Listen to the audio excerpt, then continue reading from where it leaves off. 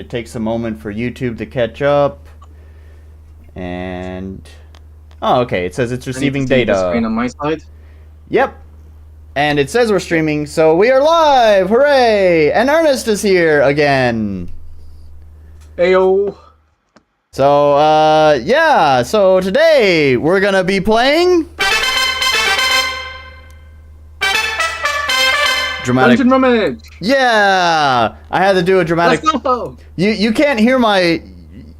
Ernest can't hear my funky trumpet, but there was a dramatic pause for the funky trumpet. I'll check the stream later. I got funky trumpets. Oh, that came through.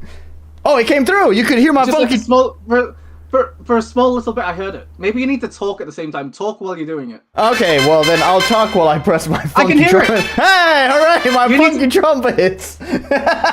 you just need to be constantly talking. Oh, I see.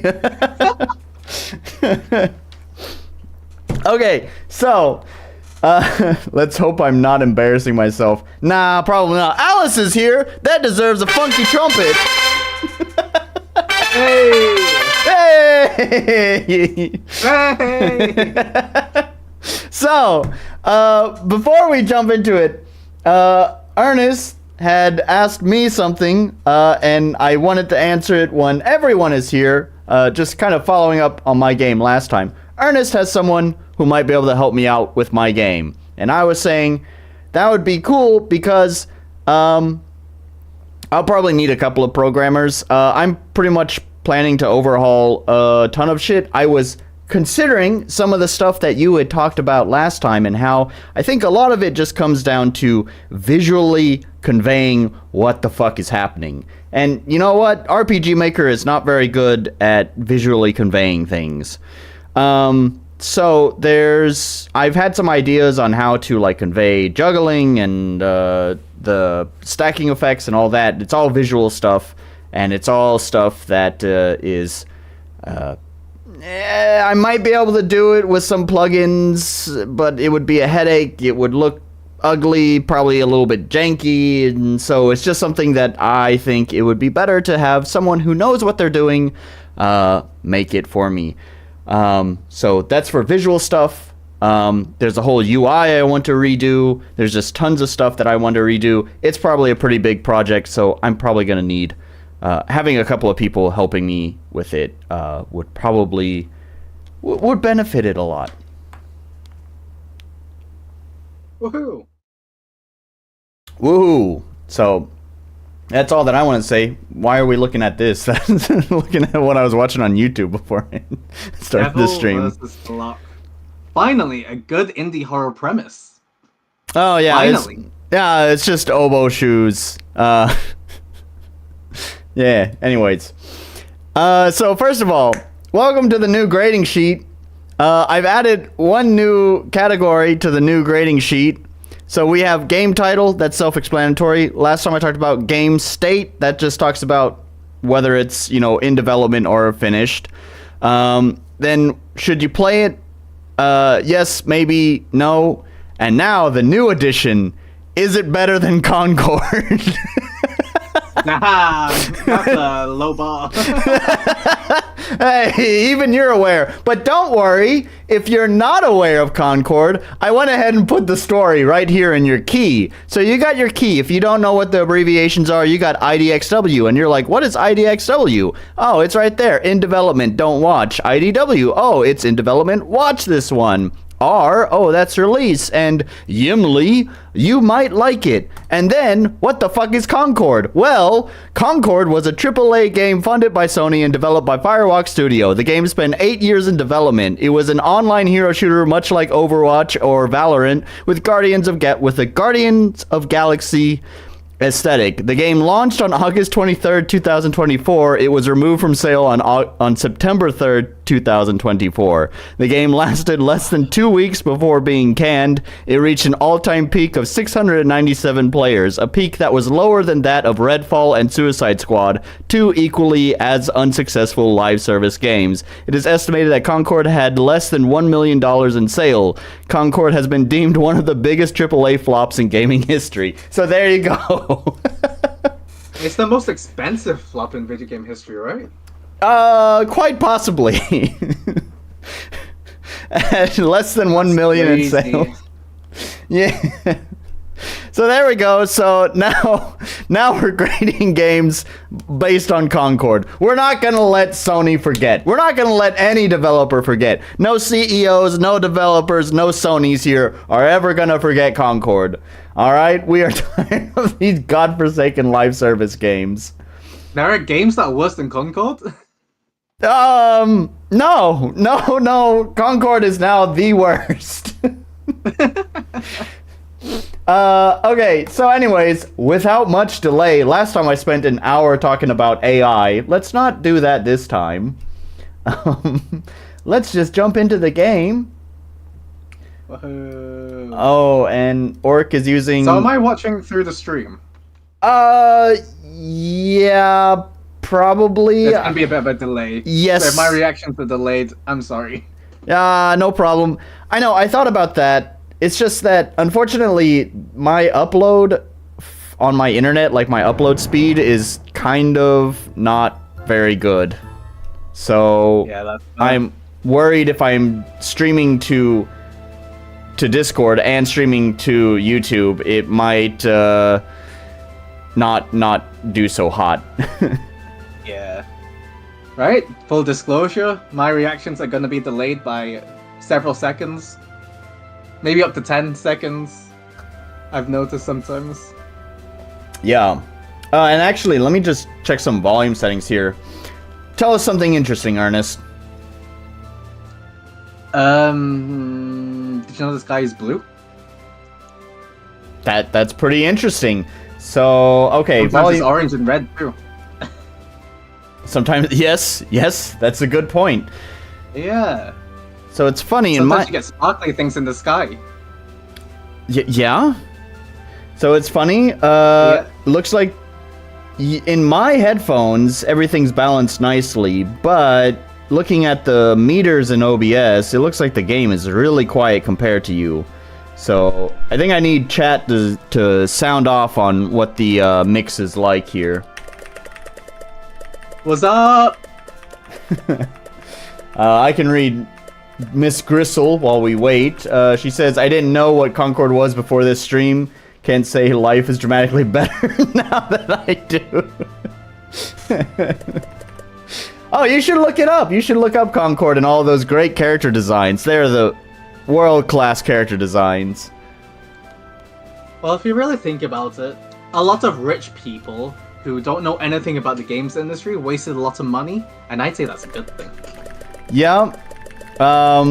You know, it's kind of sad that the game seems a little quiet. Okay.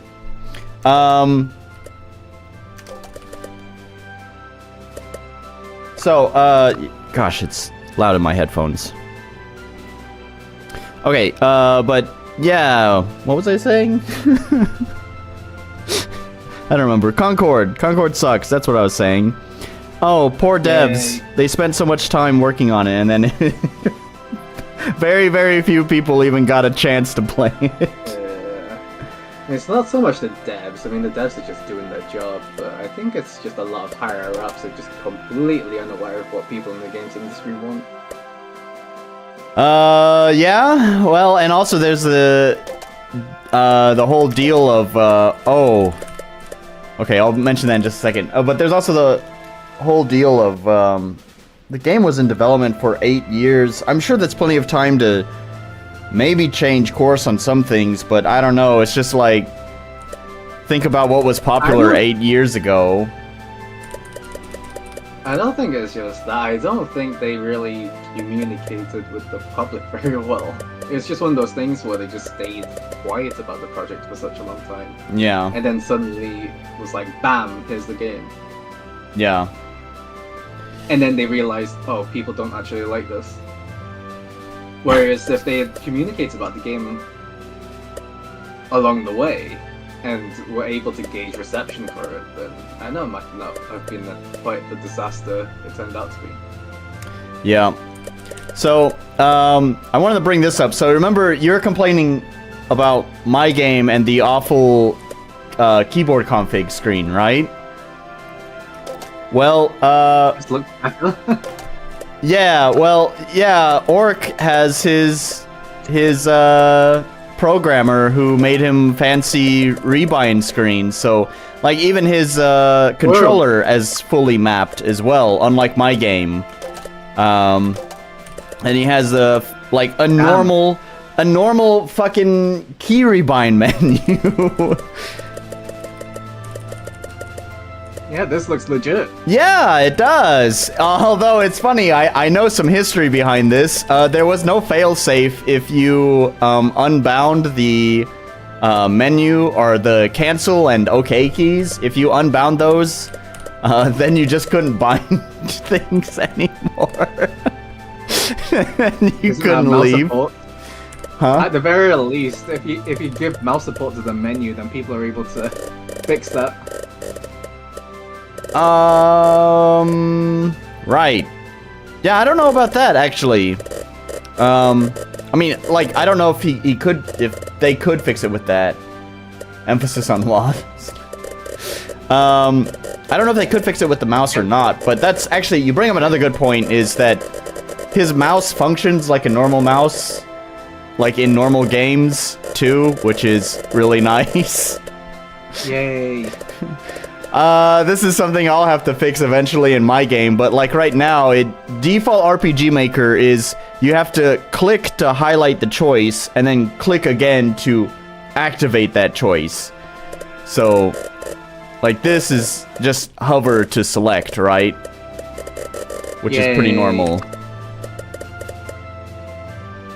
So, anyways, yeah, he's got some good quality. So, anyways, all right.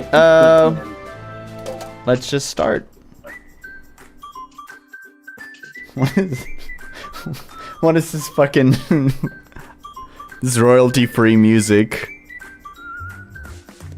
I'm still way behind. Oh man, come on! Why are you so slow?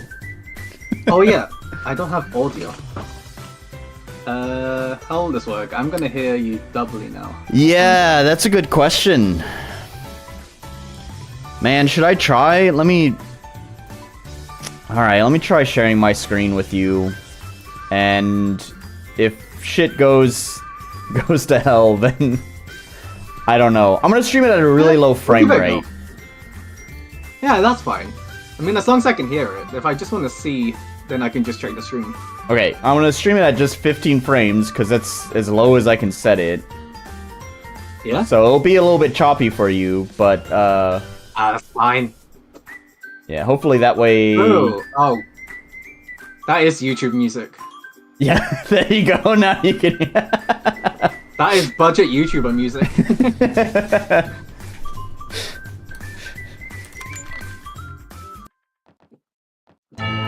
Oh, I've seen this. Because Orc always shows his progress. This is a nice little intro.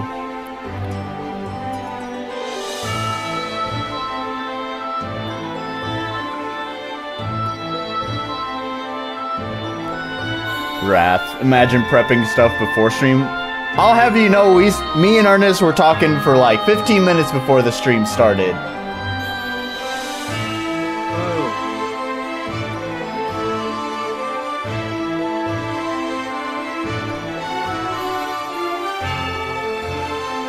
Nice buggeries.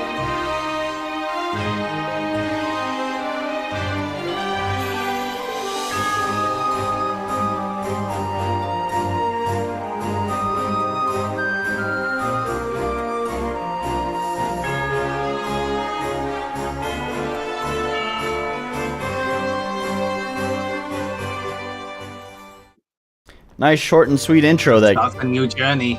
Yep. Tells you what the character's motivation is all about without saying a single word. Pretty effective. The city shouldn't be far off now. Oh yeah, there's voice acting. Oh yeah, he has voice acting. There, Damn. I can finally become an adventurer. Someone the people will look up to. The little Ernest picture talks when he talks. It's going to be great. Oh yeah, you've just got it set to desktop audio, haven't you? Yeah. Ooh, Greetings, ambush. traveler. I'm afraid to tell you the path ahead is blocked. By us! I this gives me, suppose like, we Dragon could Quest let you vibes. pass. It's like that level of If you humor. were to give us all your lorry. What? It's like Ain't no unashamedly way I'm gonna do cheesy. that. I love That it. Oh yeah, was the I think wrong that's choice. what the game is all about. That's just the vibe he's going for. Damn! Well, gee. Well, that was a Guys, lot of blood. look. Yeah. Another purse just walked right into our arms. You think you can mess with me?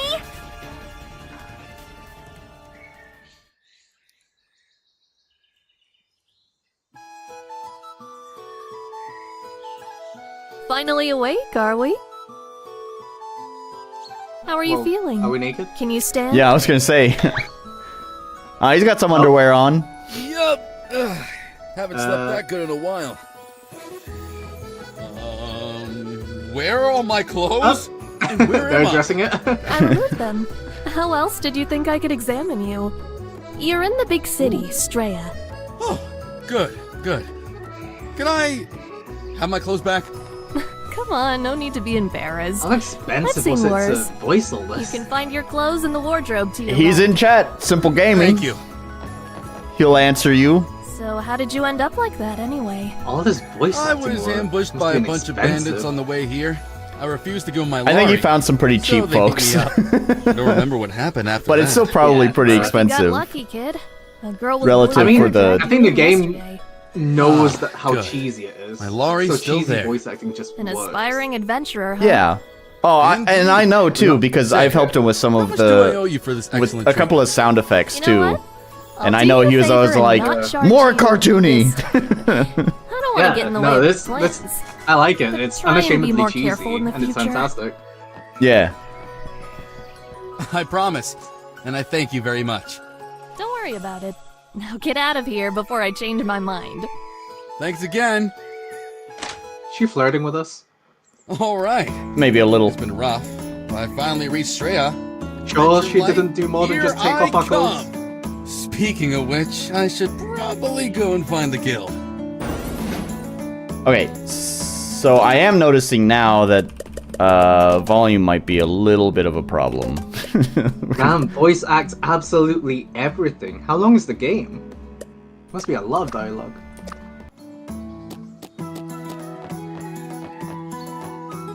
What's the cure for 4-stab wounds? That looks kinda lethal. That death animation was a bit brutal. Yeah. So also this is his side hustle too. He makes maps in RPG Maker for a living, like as a commission, like you can commission him. So you must be doing really well. so we gotta be extra critical of all of his game maps. If he's doing it professionally, then we have to be super judgmental. I can't really judge. I feel like with my game, I go for like weirdly abstract. Yeah, I was gonna say your your maps aren't really much to speak about. They're Yeah. not. I mean, from what I remember from the demo, of course, you have the new demo out, Oh, right? The demo is procedurally generated, so I can't really talk about map making there because I'm not even doing it. It's my code. Let's see. About 20, perhaps. Been spending the last 2 years just working on the demo. 20 hours, right? I think that's what he's saying. 20 hours, I think Not that's what too he's bad. saying. but still, Oh, quite the budget.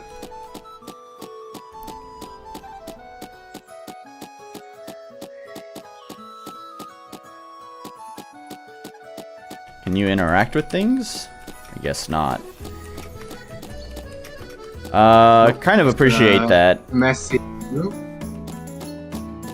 I really don't like RPGs that like let you interact with everything, because especially when there are like rewards hidden in some interactables. Like if I check the barrels, it's like, oh, you found a potion, and then all of a sudden now I feel like, Oh, now I have to check every single fucking barrel because maybe I'll miss out on something important.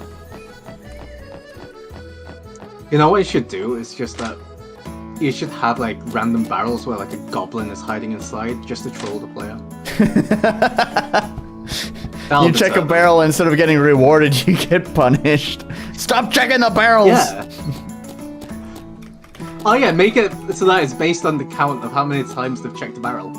Have you heard of a game called Unmetal? Unmetal? It's a Metal Gear parody game, and it does stuff like that, where if you check random objects a certain number of times, it'll give you a cutscene where they just ask, why the hell are you doing this? I love the game. It's such a good parody of Metal Gear. I like your goblin idea though. Just checking like however many times the player's been looking at stuff, and then after so many times it just spawns a goblin. Let's see. Let's get caught up here. You have a goblin casino. Yeah. Houses are kind of empty.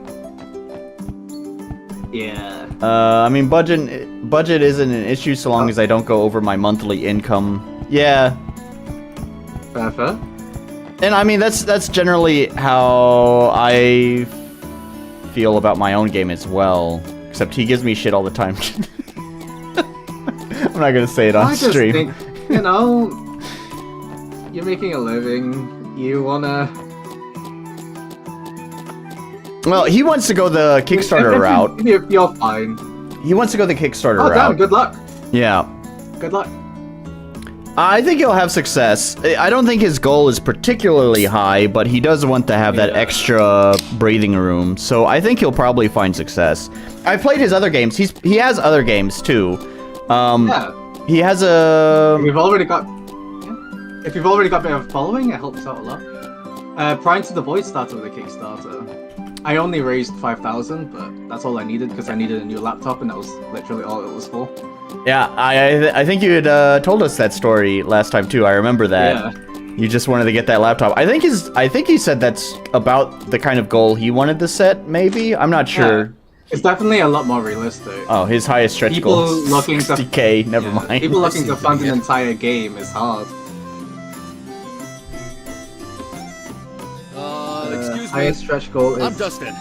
60K? Is this the Adventurers Guild? Yes, it is. Welcome. Are you here for a sign-up? Absolutely.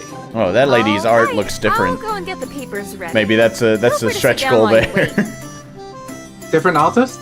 Or No, I how much is this RTP assets? These are not RTP assets. But there is a I don't remember his name. I think it's Low.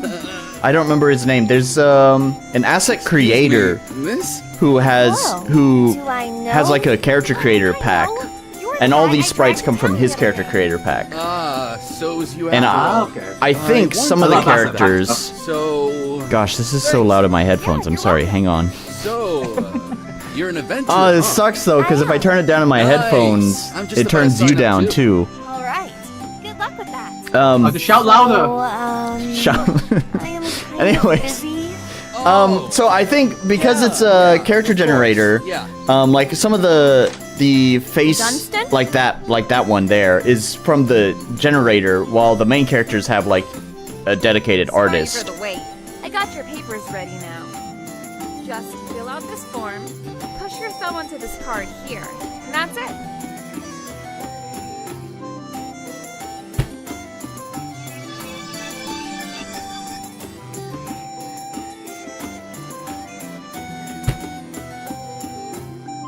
Stuff. Oh, Cool. and the 100 Lari registration fee, of course. Perfect. Oh, there we go. He did say that the voice acting is not finished. Actually, That's gonna be a bit softer then. while the voice acting is How long is paused this here. demo, by the way? Sorry, what? How long is this demo, by the way, York? Yeah, that's a good question. How long is it?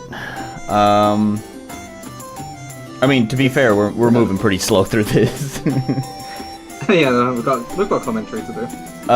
Let's see, and there's still quite a few messages I'm not caught up on. Alice said, voice acting great for knowing how to pronounce all the funky fantasy words and names, although generally I'm not into it, but then again, I can always turn sound off. Yeah, or it gives you the option to turn off voice acting, and the auto-progress text. Houses are kind of empty right now since I removed the old boring side quests and NPCs, or NPS.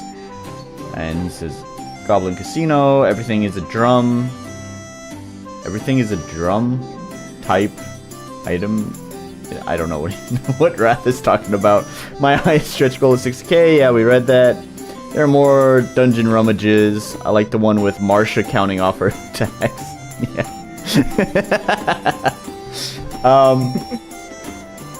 So there are 2 other dungeon rummage games. His very first one is Tiki's Escape. It's actually on Steam, but it was kind of like his first game that he made. It's actually not that bad. I enjoyed it. It's all right for. It's pretty simple concept. It doesn't like. It's pretty short, maybe 2 hours in length. It's pretty interesting for a first game. I enjoyed it. And then he later did a Game Jam game. And actually that one's pretty good. It utilizes some of the mechanics in this game. And Okay. That's yeah, pretty cool. yeah. And one of the characters, Marsha, it has like timed inputs, so every time you get the timed input correctly, she'll count 1, 2, 3. Okay. Bit of a combo thing going on. Yeah. He has like I said, he has the timed inputs, kind of like I don't know, like Paper Mario or the Mario RPG games. Yeah. Okay. Cool. He said, yeah, the NPC faces came with the pack, while Dunstan and Elenia, I haven't been paying attention to how their names are pronounced, so I don't know how to pronounce their name, have their own full body art. I'll probably jump over to busts at some point. Yep. Says the demo is about 2 hours. Wrath jokingly says 60 hours. 3, actually. Yeah. Okay, alright, we're all caught up. Alright, let's keep going.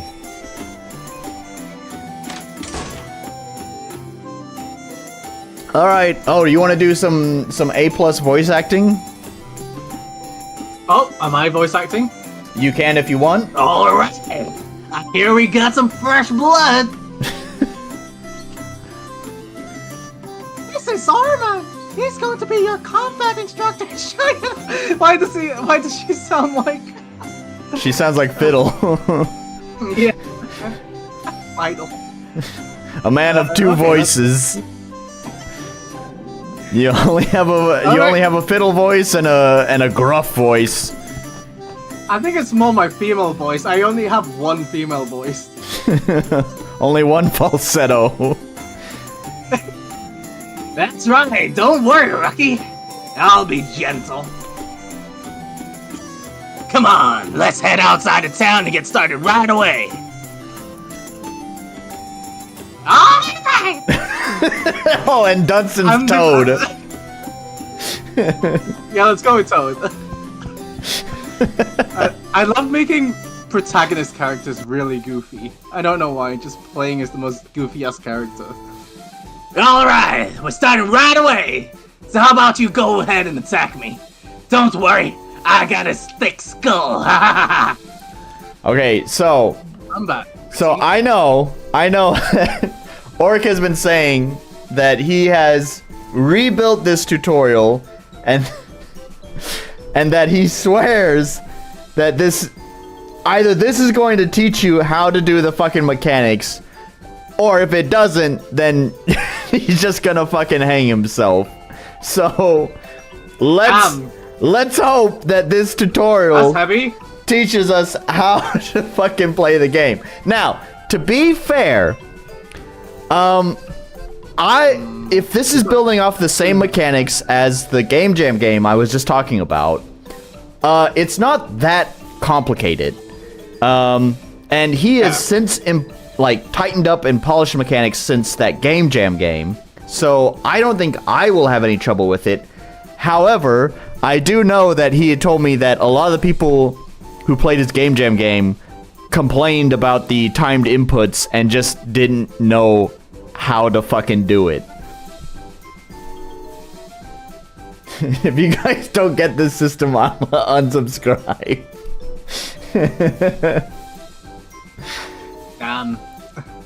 Well, we've only got 2 options so far, combat strategic. Yep. What's under... Oh, never mind. We only got 1 option. I'm thinking, just for simplicity's sake, you could just disable that. Oh, that's an exciting sound. Wow. Okay, anyways. Ooh. Double slash! Double slash. Oh, wow. He even Whoa, pauses the this game. well too. Oh, damn. And stop! Now, as you can see, you gave me a pretty good whack there. That hurt. But there's more to it. It wouldn't be double slash if it was only 1 hit, right? So let's take a closer look at what's happening. Was that meant to be a closer look? Take a closer at what's happening. Oh, is that what it said? Oh, damn. Yeah, it said take a closer at what's happening. I don't know if that's a typo. Take note of that. I mean, Org speaks pretty damn good English, but he is actually German, so... Fair. But I think that was a typo. Yeah, I think the more natural way of saying that would be take a closer look at what's happening. I know, just point that out. Nah, yeah, like I said, I think that was a typo. I know his English is good. He can't blame English being a second language on that. That's fair, yeah. Well, it's always good to point things out, it helps improve, you know? Yep. Take notes, clean it up later. If nobody points it out, then how do you improve? Yep. Are you gonna voice act that? Oh, wait. Okay. Whenever you land a hit like this, there'll be a white flash and this windy-looking Wow, it's very self-aware. and this windy-looking animation around yourself. Well, it's very clear. Yeah? There will also be this ding sound whenever you do. Here, have a listen. It's very meta feeling. So whenever these things pop up, you just press your OK key, whatever that means. I mean, I don't know. This kind of reminds me. There's a lot of like Nintendo games kind of do this a lot, where they're just like, haha, it's a game. Very hands-on. Yeah. Haha, it's a game. We're just gonna, we're gonna explain it diegetically in like a meta way, but it's quite obvious that it's a tutorial. So Yeah. no complaints here. Games aimed towards children tend to do that a lot. Yeah. But it's useful. Like, you're not gonna go wrong. It's definitely better than throwing a paragraph at the player. Hey, you watch where you're pointing that finger.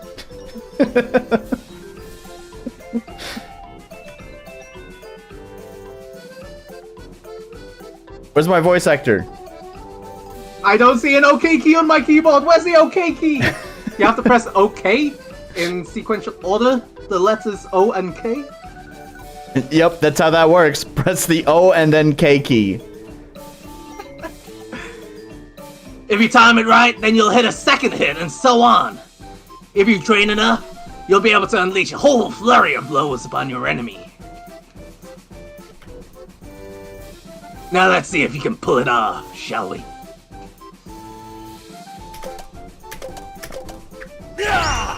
Oh, I missed it. You're gonna need better timing than that. Oh god. It's gonna force you to do right timings. Yeah. It's personally not my thing. Yeah. But Yeah, I've talked about this. Playing. I've talked about this before too. So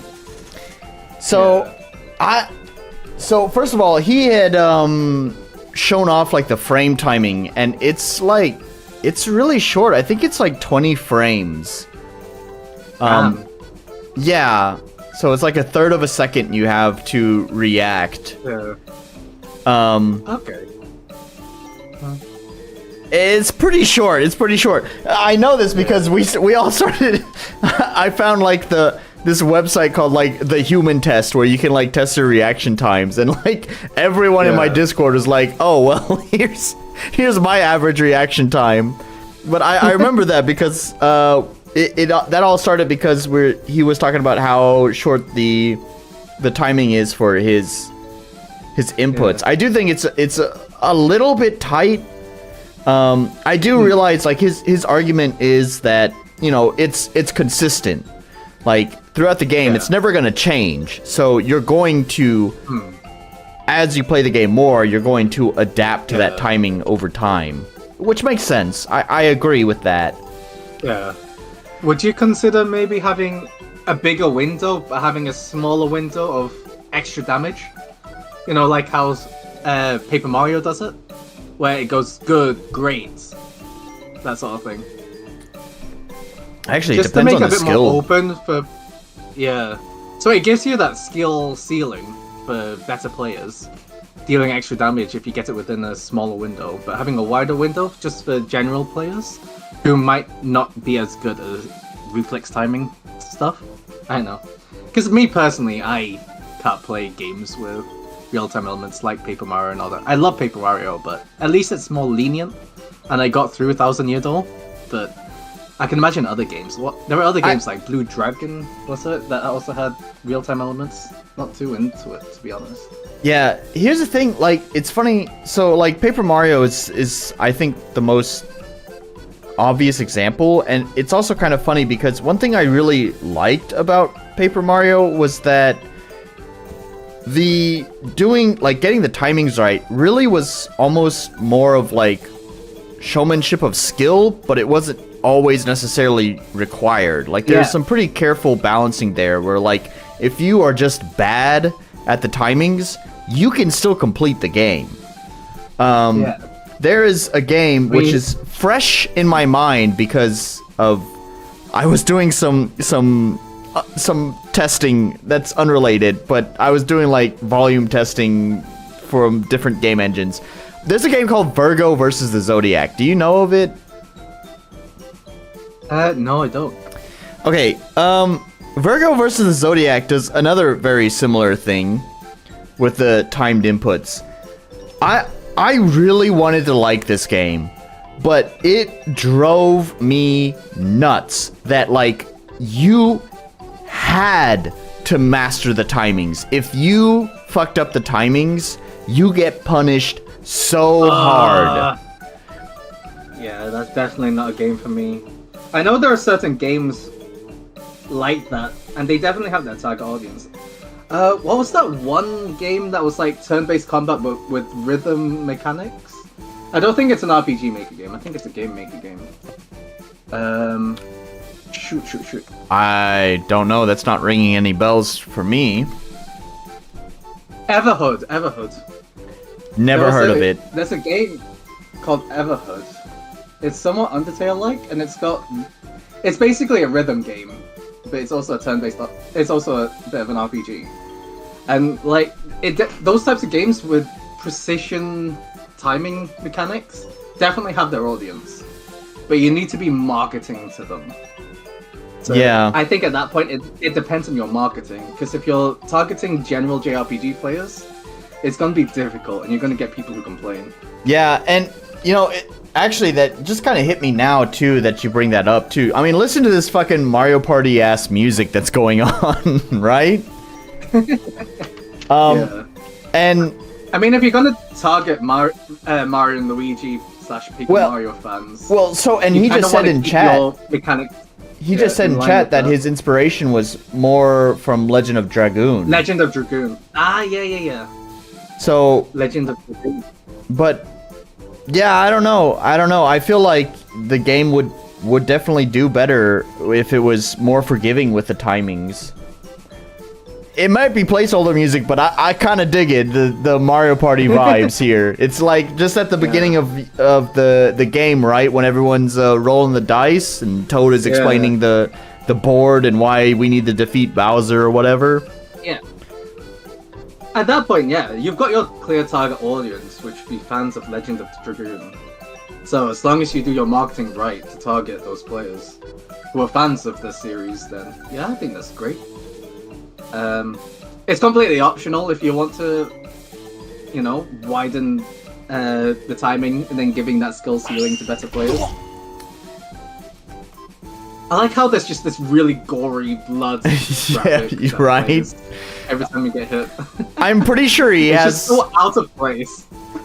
I'm pretty sure he has. It's hilarious.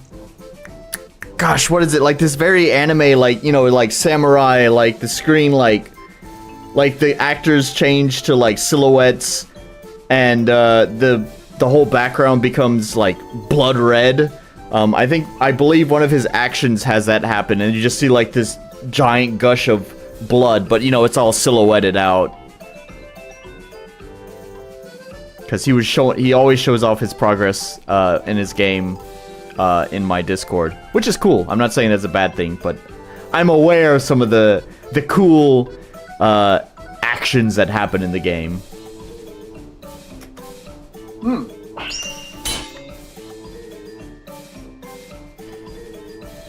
Why is he calling me slower than what?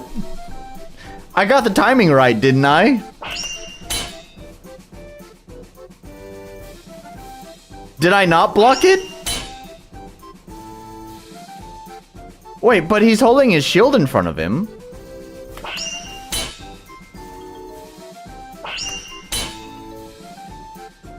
What? Am I not doing it right?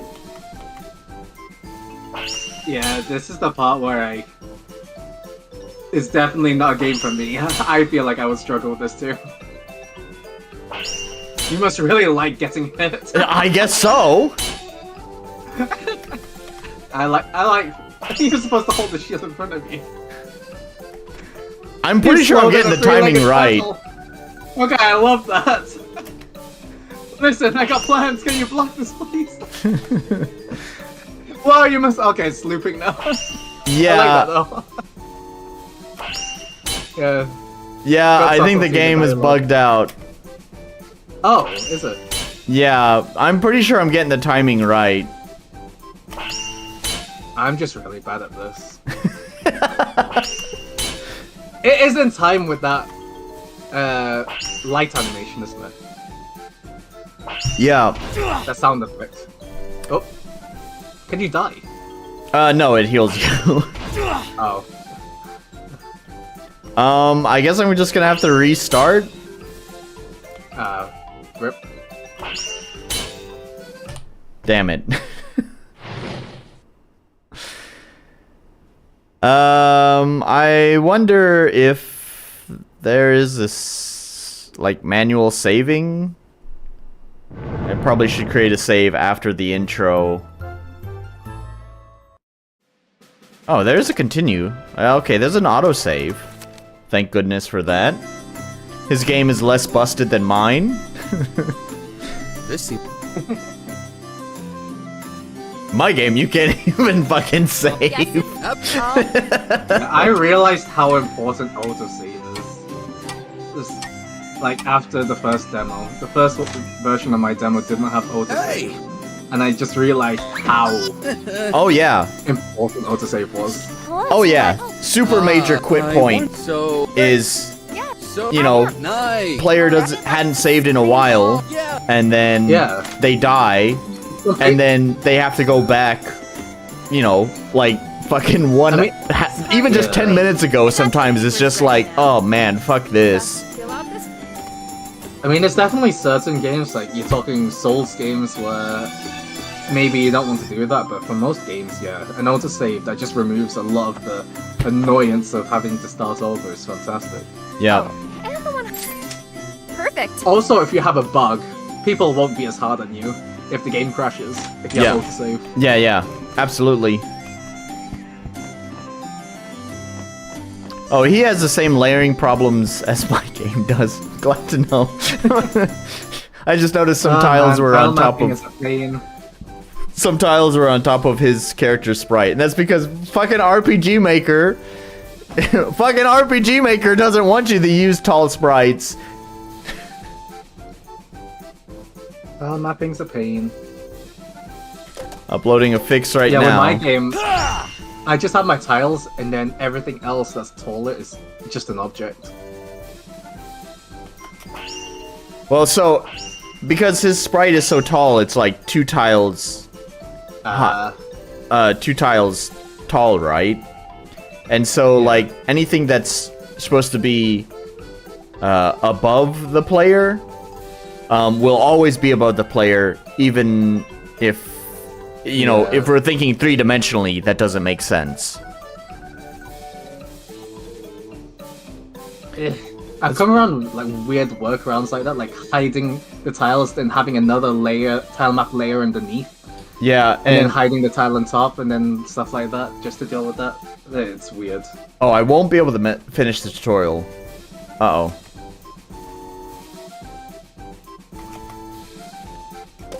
Are we gonna be stuck here? We're gonna be stuck here. We'll just practice our timings, alright? That's what this is all about. Double slash! That's what he was saying, right? Is that, Double slash! like, if people can't figure out this game by the end of the tutorial, then, you know, he's just gonna hang himself. So that's why this tutorial goes on forever.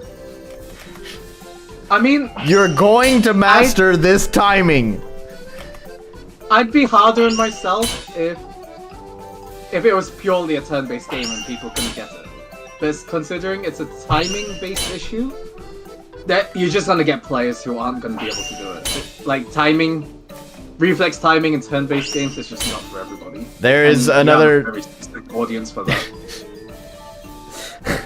There's another streamer, another RPG Maker streamer that I feel like he he built this tutorial specifically for her because she like there's a limit, right? Like at what point does it go from the dev not explaining things very well to just the player just maybe being a little bit too dense to get it? And this particular streamer I'm thinking of, I think she might be on the more dense side. But this I mean, everyone remembers the infamous journalist playing the Cuphead journalist. Yeah, no, that's a different level. That's where it's like, that's just completely unplayable. But definitely with turn-based mechanics, I mean timing in turn-based mechanics like this, it's not for everybody, and you're gonna get people who don't get it. So I wouldn't be too hard on yourself. It's more a matter of marketing and making sure you're reaching the right players who want things like this. Yeah. And then also fine-tuning it. Play a lot of Legend of Dragoon to see what makes that work. Of course. But guessing you've already done that. I would hope he has. To be honest, I've never actually played Legend of Dragoon, so I don't really know where the influence is coming from. Neither have I, but I'm aware of the series. The person kept grinding in Orc's game even when they reached... Oh yeah, that streamer I was just talking about. So the Game Jam game that Orc had made, I think the max level in that game is 5. It's really short. It's a Game Jam game. And she didn't even realize that she had reached the max level in the game and continued to grind so she could beat the game. It's just like how your Discord oblivious. stream died. Huh? The Discord stream died. Yeah. Oh, that's because I closed out of the game. Oh, right, fair enough. Because Orc had sent me another copy of the game that should be fixed now. Woo! So- Live debugging. Yeah, and for some reason, this version of the game is like 300 megabytes bigger. Oh, wow. Big update. Big update! No, I think he forgot to delete something. 10+ hours of content. Yeah, woo!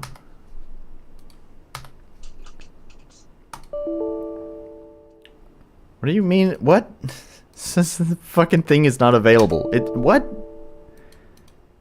Fuck. I don't know I what. just refreshed my wish lists. This week has been crazy. Oh yeah, because you had that event, right? Hey, let's check that out. Sorry, I Yeah. didn't actually even check it myself. While we wait for that to download, my internet's Sorry, no, that was just me. where Keep that is secret. it? I never said anything. No, it's okay. We got some downtime. My internet's kind of clogged up right now with all the streaming and stuff. So while we wait for that to download, where is? Don't you have like an announcements tab? Where the fuck is it? On my Updates. Discord Oh, server. updates and news. There it is. Yeah. Right at the top.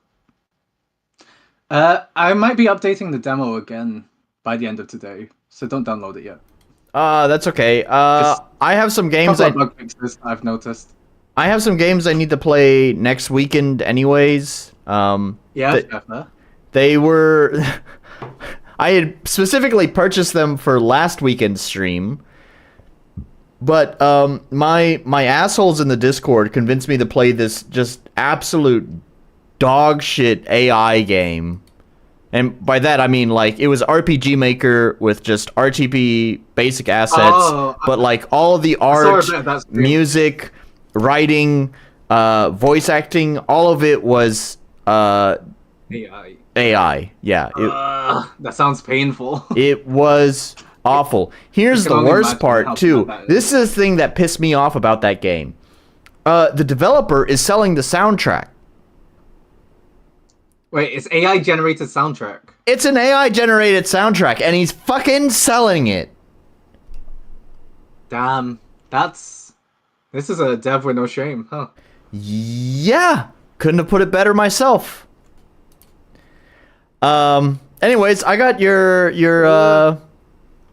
Steam page opened up here. This is the new trailer, right? Yeah, it says 2024 trailer, so this must be the new trailer. Let's watch that while we wait for the game to download.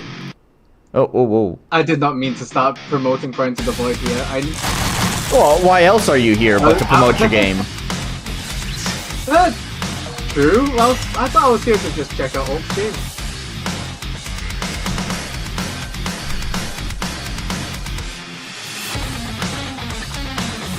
Oh, you also do an HP check.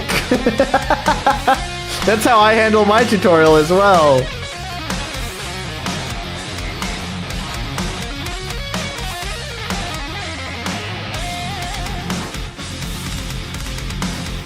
Hey, I remember that part of the game. I don't remember that part, or any of this, or any of those creatures.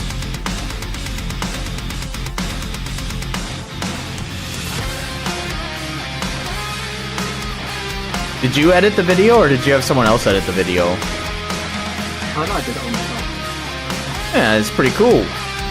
Hey, I remember those flowers. You were sharing those in your Discord. I'm so proud of those. They took forever to draw.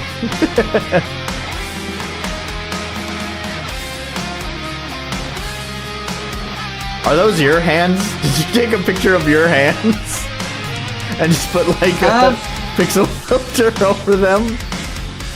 No, that one I found a public domain image for. Okay. But I will say, there's a little scene in the trailer of a guy in the bathroom. That's my actual bathroom.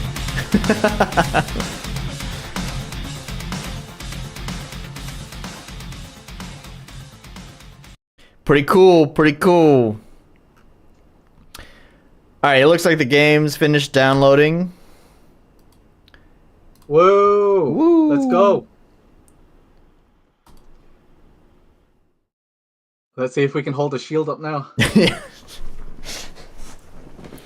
Have to unzip it. Alright, launch the game. And do I need to stream my screen to you again? I think so. It looks like I need to. Yep. Yep. Let's see. Dungeon Rummage, 15 frames, 720p. Go live! There we go.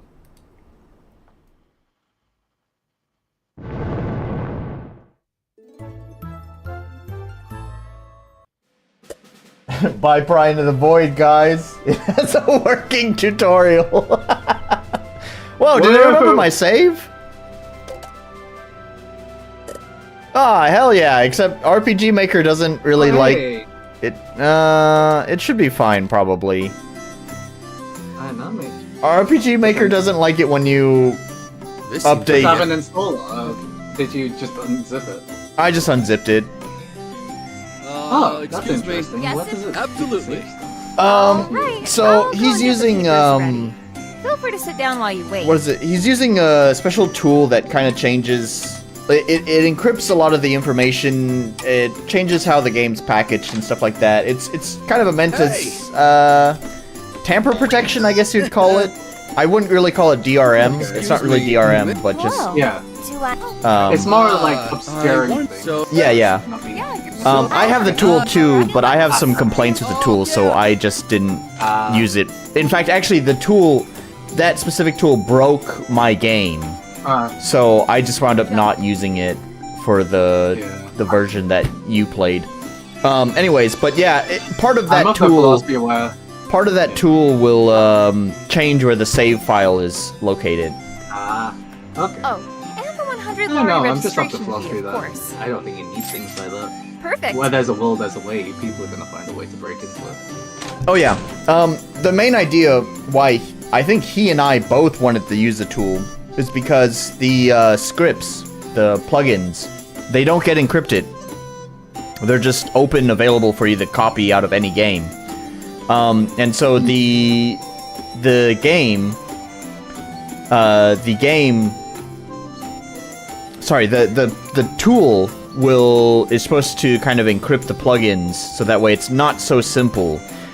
My belief is keeping honest people honest, right? If it's very easy for people to do, then people will do it. But if they have to put in literally any effort at all, then they'll probably just say, nah, forget it. I kind of like the ability for people to mess with save files, though. Like, I completely don't mind it. Oh, the save I also file put is still meta- available. It's just in a different location. That's all. Fair. Yeah.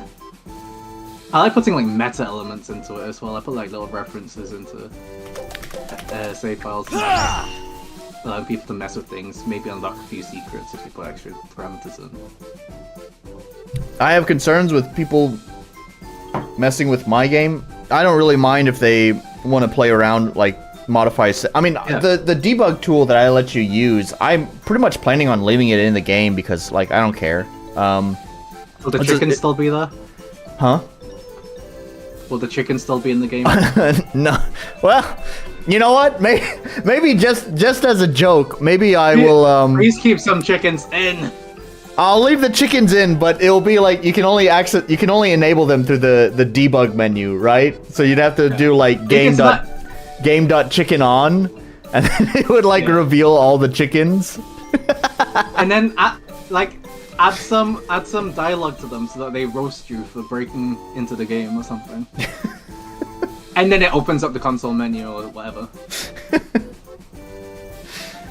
The no chickens are jokes. Yeah, something like that. Just imagine playing the game and they're like, why are the fucking chickens everywhere? Or it gave me shit about my chickens too. I love it though. It's just a random inaccessible chicken up in the distance. It's great. Oh, keep the bug in where if you approach things from the outside and then make it so that the chicken fixes that. But you can get to the chicken by doing that bug where you interact with them from the wrong direction. You mean like if you interact with the crystal at the very beginning, it knocks you over the edge. Yeah. Just leave that in. So No, I'm not gonna leave all this fucking jank in my game. You want my game to not succeed. No. But then the chicken fixes things. The chicken will roast you being like, what the hell are you doing here? And then puts you back in the game. Alright, if you say so. I think that would be a good one. Just be aware of all these bugs. No, it's funny because actually, in my first game that I released, there's kind of a bug that became an Easter egg that's kind of just like that. There was like a tile error where like you could you could walk, you could like go from the floor and suddenly walk onto the ceiling. And I wound up just leaving that there. And if you actually continue to follow the ceiling, like there's a really long pathway. And if you follow it all the way to the end, there's just like an object you can interact with that just insults you, basically. So oh, that's great. I love that. I've kind of already done that once.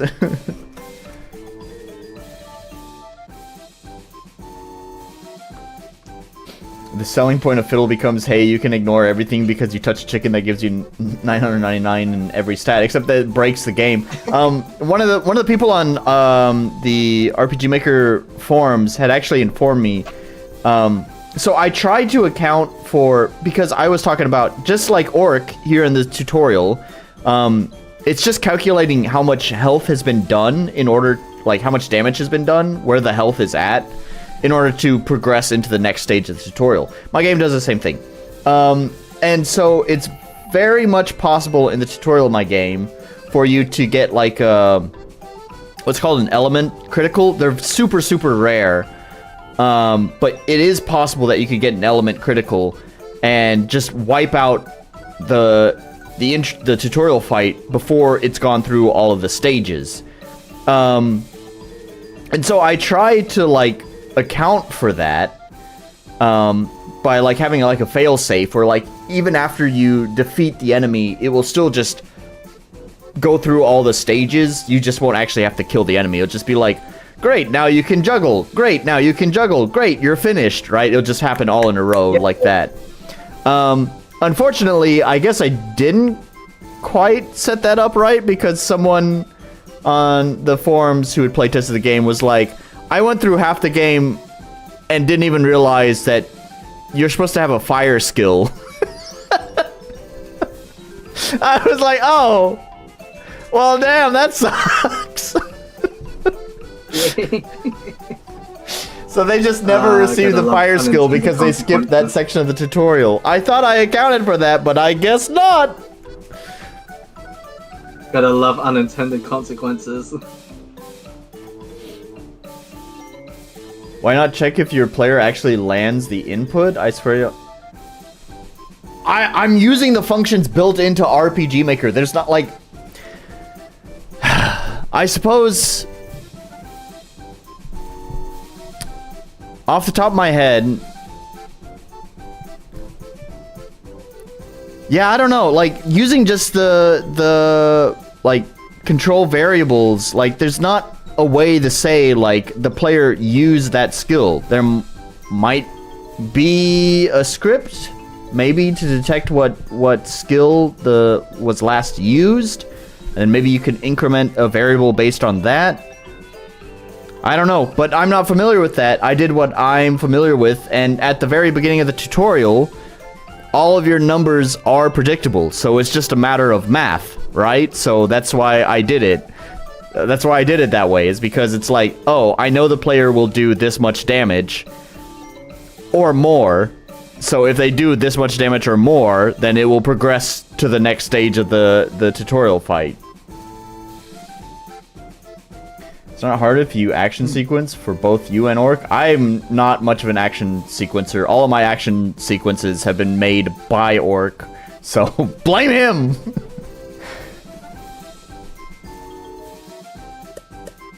Oh, Warzak says he got the fire skill on my first playthrough but missed it on my second. Cool.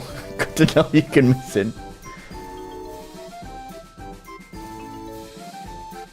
Anyways, let's do this.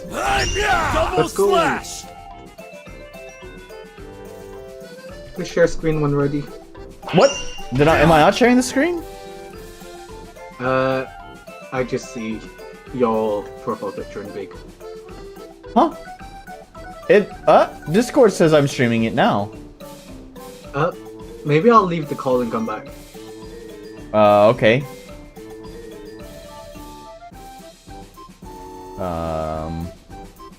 Start sharing it again? Yeah, hang on. Let's see. Dungeon Rummage. There. Okay. Discord saying I'm sharing it.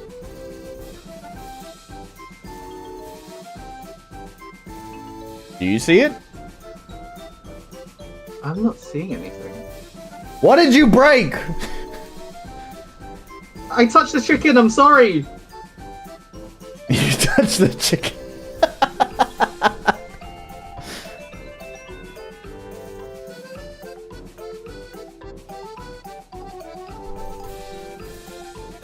Why is this not working? Do I need to restart Discord? Or is it you that needs to restart Discord? Or do I need to restart my life? Did you, like, minimize the screen share or something? No, I'm not seeing anything. Oh, there we go. I needed to click watch stream. There we go. I see it now. I'm sorry, my bad. I'm dumb.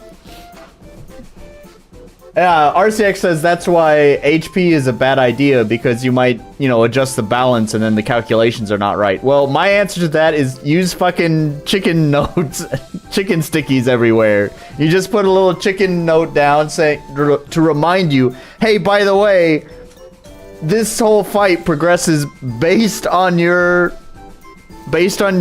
damage you deal. So if you adjust your damage numbers, be sure to adjust the numbers in the tutorial fight too. This tutorial march song is surely burning everyone's brain now. Hey, it progressed. All right. Whoa. Okay, are you ready to voice act again? By the way, why are you doing this whole double slash thing? Is he making... Orc, are you making fun of me?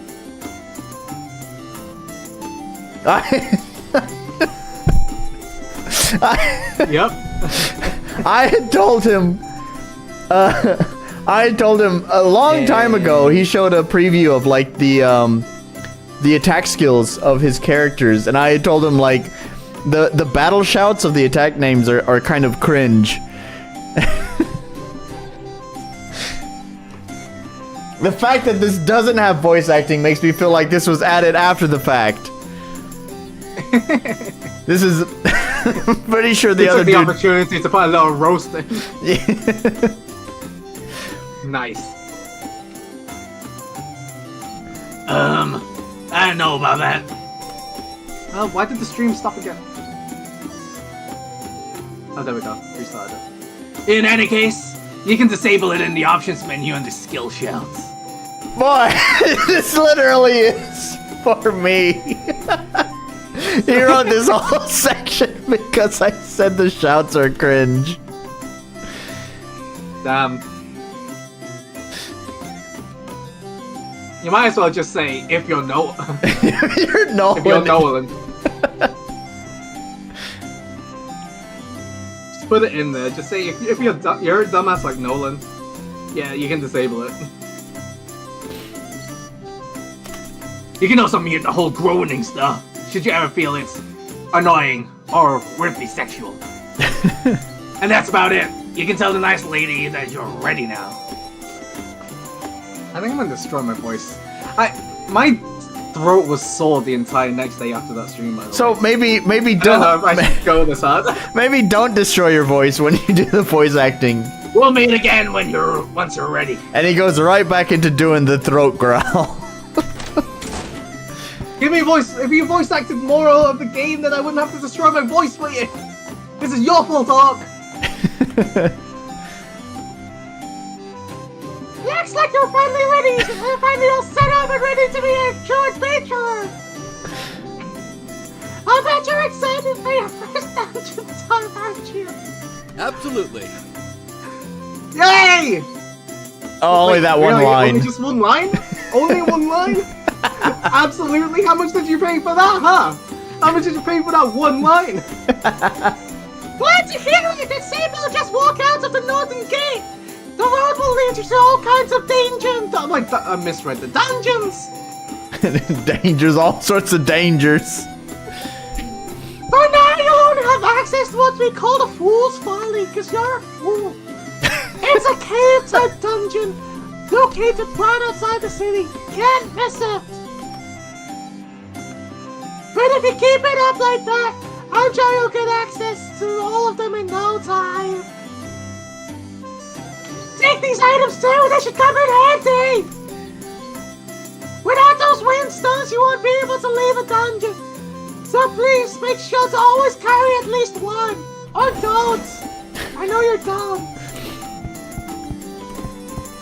So I think Let's now go. now we're kind of set off on our own, I think. Find a Maybe. quest reminder in the top right. That's pretty useful.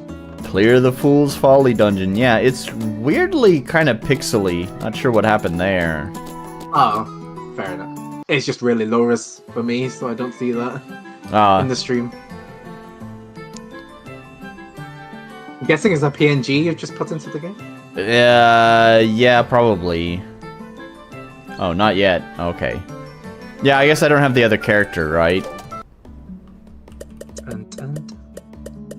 Yeah. Whoa, why is everything such a...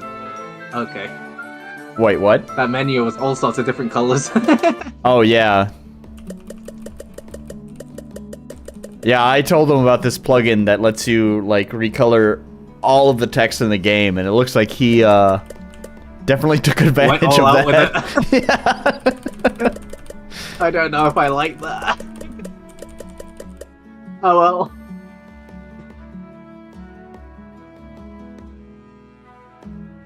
Wait.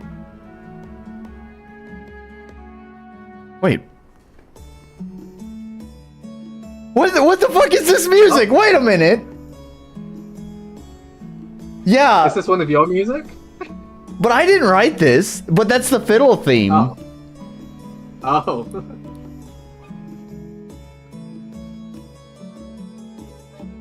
I think he gave him I sent him the MIDI. There's a lute player somewhere. I did all the lute songs, and I gave him the MIDI. One of the lute songs, actually, I kind of snuck in there the like main motif for my game. And I gave him the MIDI as well, and I think he might have passed the MIDI on to his composer.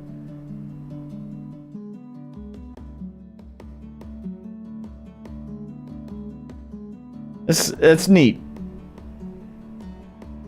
It's a track I commissioned with. Nice. Fiddle is in this. It's only subtly. Only subtly. What?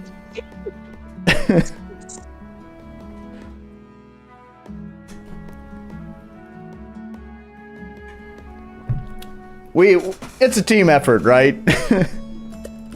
Anyways, that's cute. Pays this, Nolan. That's cute. That's a nice little Easter egg. I like that. Anyways, okay. Man, that was weird too, because like I opened that and I was like, man, this sounds really familiar. I was like, wait, hang on a minute. I'm very intimately familiar with this melody. Why is it in his game? I should put like burnt fish in the menu somewhere, yes. Please control Ernest before he becomes mute from voicing Fiddle.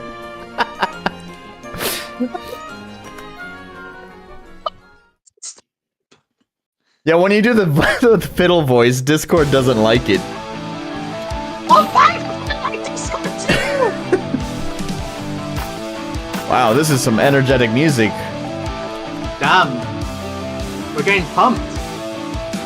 Welcome to your first dungeon, Rummage. Oh yeah, go ahead. We are at the guild. We at the guild are excited to teach you about the basics of rummaging in this short section. Please go from room to room and read signs to progress through it. Thank you, Weird Papa. As you surely noticed, once you enter a dungeon, the entrance will be blocked off and you can't leave. But don't worry, that's what windstones are for. Without them, you can leave at any point. Not here though. Seriously, don't even try it. Do it. Nolan, do it. Yep, Nolan, do it. Yep, my same thought. Nolan, Yep. don't worry, we have some treasure prepared just for you, Guild Management. Use a windstone right now. Do it. Okay, first of all, there's a manage saves, but... Oh. Okay, so Can you only load, but you can't save? yeah, it looks like you I'm only guessing have the it's auto even saves. Oh, okay. You only have auto saves. And why does he say, "Oh God"? Is this the Windstone? Yeah, that's the Windstone. Oh, it just You can't use that at the start of the dungeon. yeah, it just beeps at you. Okay, fair enough. Saving is only in Imagine if there town. was a pop-up that said, You idiots! Why did you? We told you not to use the Windstone." Hey, that Ooh, more Windstones. yeah, that sound I did for him. All right. Sort of. It's a stock sound effect, but I did some processing on it. It's not my voice going. Ooh. Woo! Forced battle. Let's go. Yeah, do I need to read? It did say read the signs. Next up, monsters. You already had your combat training, so here you shall learn about monsters and why you fight them. Bro, skip the sign. Shut the fuck up. I was eager to fight. Monsters occur naturally in dungeons, and slaying them will provide you with monster crystals. As an adventurer, these crystals are your main source of income. Sell them at the guild to earn Lari, but that's not all. Using your abilities in battle will evolve them over time, giving you access to even deadlier moves, more potent healing, and more. Monsters that spot you will give chase. If you manage to get away far enough or get out of their sight, by going around walls for example, you'll be able to escape. Once combat commences, there is no escape. With that said, we captured the monster for you to defeat. Good luck! Ah! Oh no! I do want to adjust something Yay! here. The mix is in the game is not. Oops. Wait, what? Didn't I click? Huh? Oh, I clicked. Sorry, that's my bad. Probably the beer. Okay, music is a little bit I'm loud. on tea today. Huh? I'm on tea today. No You're beer. on tea, Just yeah. for me. It is a little bit early for you to be drinking. I know. I'm gonna be honest, I've not drank alcohol in months. Oh, I'm just the resident alcoholic. Whoa, battle. Double slash! How did that bat open the gate? Yes. I want to know that. Slash! Oh, drop the gem. Yeah. Oh, was there no victory aftermath screen? Wait, hang on. Does it say? Oh yeah. Oh, okay.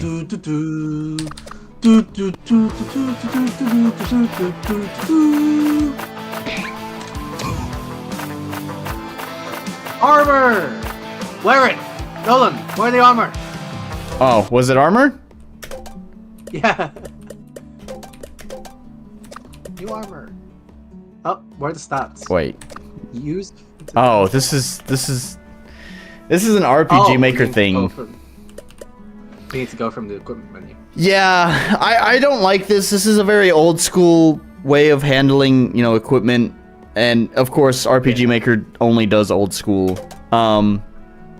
This is actually, I've talked about changing UI. The main player menu I really want to change, and that's one of the things I really want to change is having the separate different menus, like items, you can see the equipment, but you can't really equip it there. It's weird. I understand. Yeah, he says he's gonna remove that. Yeah. Anyways, it's just straight up better, so why not? Let's equip it. One other thing I want to adjust, again with the mix, it looks like he's already turned footsteps down, but to me they're still a little bit loud. And maybe a little bit less on the music. I think that's gonna get the balance right a little bit better. Yeah, that sounds better to me. Can I can't like, oh, you don't have like turn in place. Oh, that's annoying. Yeah. Bone shield. Equipment. Wait, was that better? That's weird. Yeah, I mean, mostly better. You do lose block, which is weird, but okay.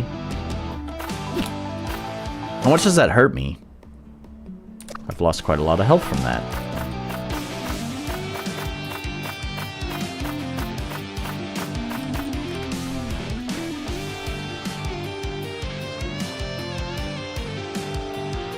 Did my voice... What? Did my voice actor die? Where's my voice actor?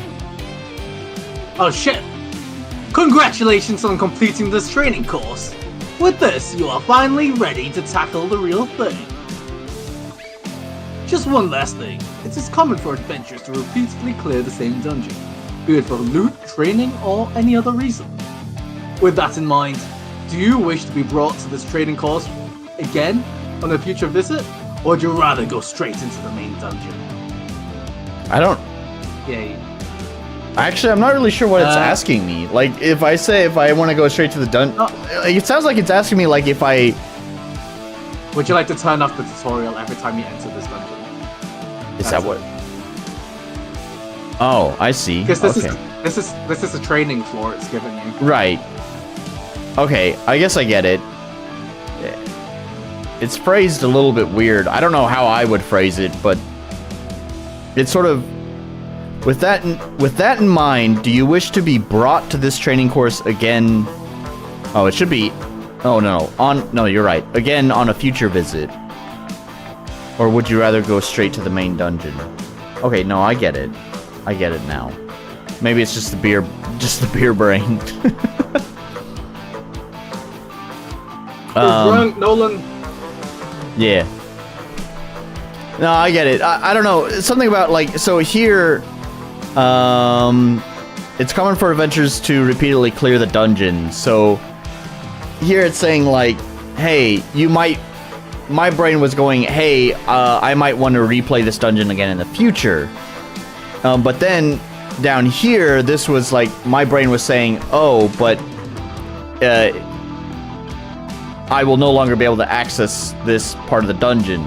So it's like basically saying, do you want to get rid of one of the dungeons you can grind again in the future? And it's just like, why would I want to do that?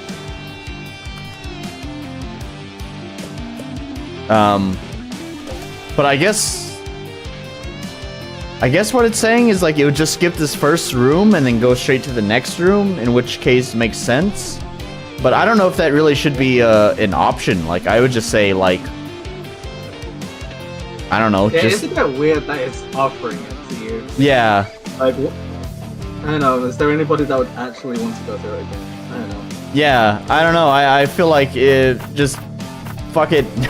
Sorry, folks. If you didn't get the chests, then too bad. Maybe the tutorial itself could be different. Instead of doing these signs, you could have like an NPC walk you through the dungeon or something. That seemed a more diegetic way of doing it. Yeah.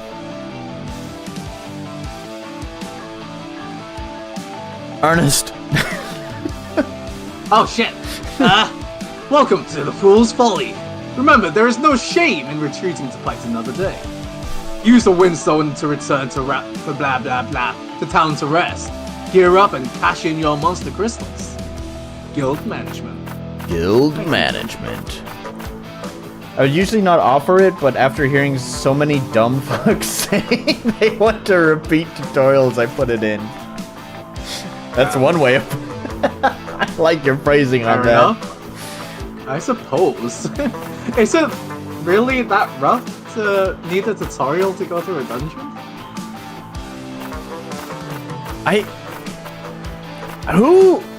Maybe I hang out with the wrong crowd. Who the fuck is requesting to replay tutorials over and over again? I also just don't think that, you know, most of this require the tutorials. So the fact that people are requesting it, I don't know. Why? Double slash!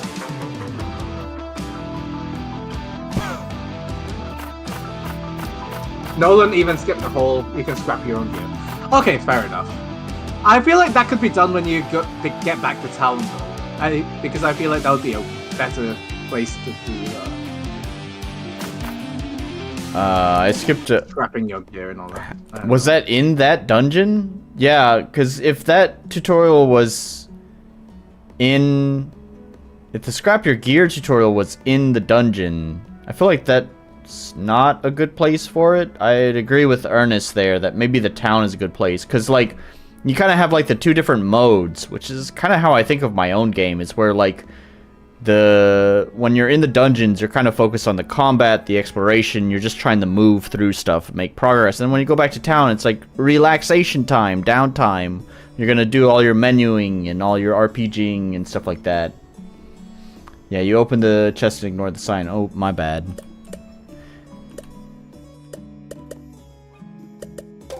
So can you just do it from the menu then? Probably not from the equip screen. Oh, that's the sword I have equipped. Yeah, disassemble. There we go.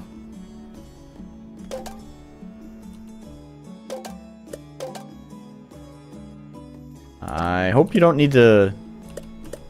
like... I also think it's an extra step. I feel like if you can have this kind of thing, having like an NPC, like a blacksmith, being able to do that sort of stuff would be a lot more organic for the player. Instead of the player having to find it in a sub-menu in the inventory. Yeah. I know, it's an idea. Double slash! Double slash!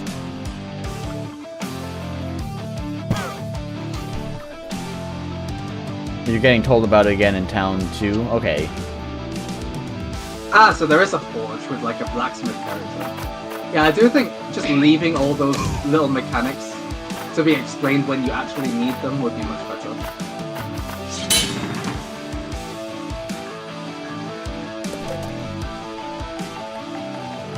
Wait, what is... Make scrap NPC, people complain. Make no scrap NPC, people complain. Boy, do I know the feeling! Did I bring this up? I think I brought this up when Ernest was playing my game. Everyone complaining about no HP bars in my first game, in my first playtest. And then I put fucking HP bars in my game, and then people were complaining because they can see the HP. I mean, I think with nitpicks, it's fine to just ignore a lot of people when they give feedback. But when there's genuinely like design problems, of course, like the shit I say is all just nitpicks as well, and not necessarily need to be listened to. Yeah. Oh, there are 2 hits with that. My bad. But yeah. Oh, I died. I know. Oh, damn. Okay, good. You suck. Oh, well, thank you for telling us we died. We couldn't tell. Yeah, you died. Maybe I didn't. What if I didn't, though? I don't trust you. Oh, census right outside. Yeah, but my question is the autosave... Did it send me back here, or did it send me back to the autosave? Well, I guess we'll find out. I'm guessing it auto-saved right outside the dungeon. Yeah, this is... Oh, you're tutorialing again. Yeah. Woo! Yeah, boo!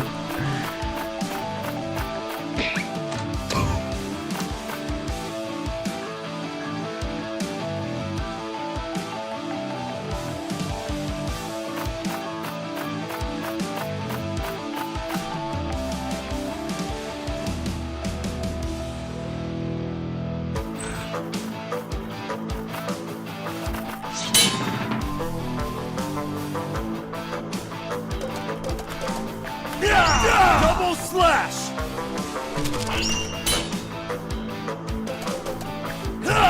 Double slash! Well, at least I'm getting the defense timing right now. I'm apparently pretty good at hitting the attack timing, but the defense timing I keep fucking up.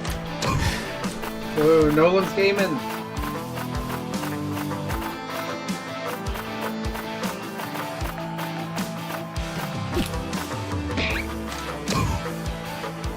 Ernest's head bobbing to the music. Yeah.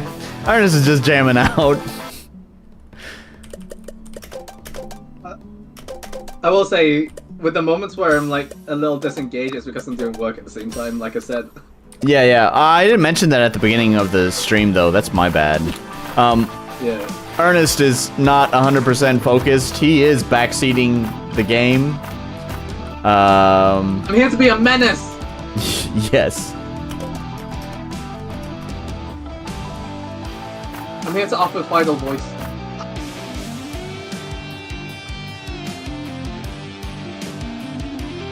Good to know. You can walk diagonally through the spikes. Wow. You make diagonal movement a mechanic. Oh, gosh, I didn't see the spikes there. Do I have, like, anything to... Can I heal out of battle? No. But it's got a cool little video that plays to show you how the skill works. That's, like, very modern game design. That's pretty cool.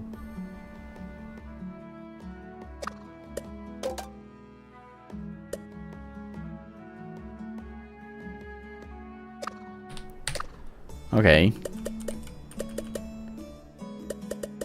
Do I have... I do have healing.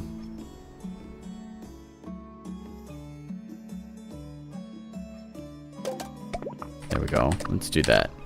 Okay, maybe have a little bit better of a chance. Double slash!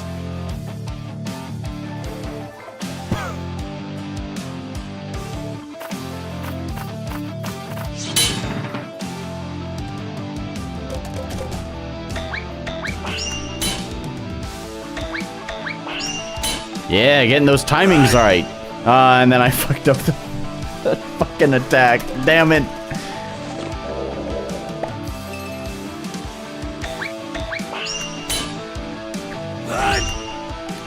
How did I fuck that up?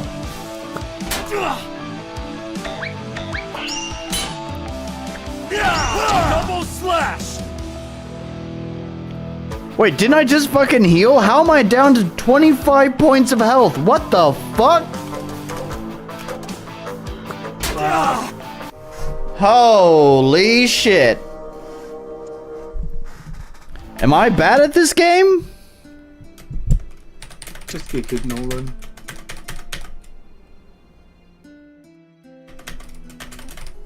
Does seem to be on the harder side. I know. Maybe it's just bad. Maybe you need to play some Legend of Dragoon. Yeah, it really sucks that you have to replay this whole beginning tutorial part too. I do kind of wish it works like in other games where it has this like dungeon thing where it just sends you back to town. Instead of starting over, it lets you keep items you found. Maybe you lose a little bit of them, and then it sends you back to town. Yeah, I definitely would... Rather than having to complete... Instead of sending you back to a save before the dungeon started. I would... Absolutely. I think it... To me, it feels like that would be like a major quitting point for me. Like, if I was on a good run in a dungeon, and then I died and basically just loaded back to the last save, that would probably be like... I'd be like, nah, I'm done with this. Unless the intention is to make it intentionally roguelike. I don't know. But then, there's not really much going on between runs either. You're just reloading a save and going through the exact same stuff again. There's no procedural generation or anything that makes each run different.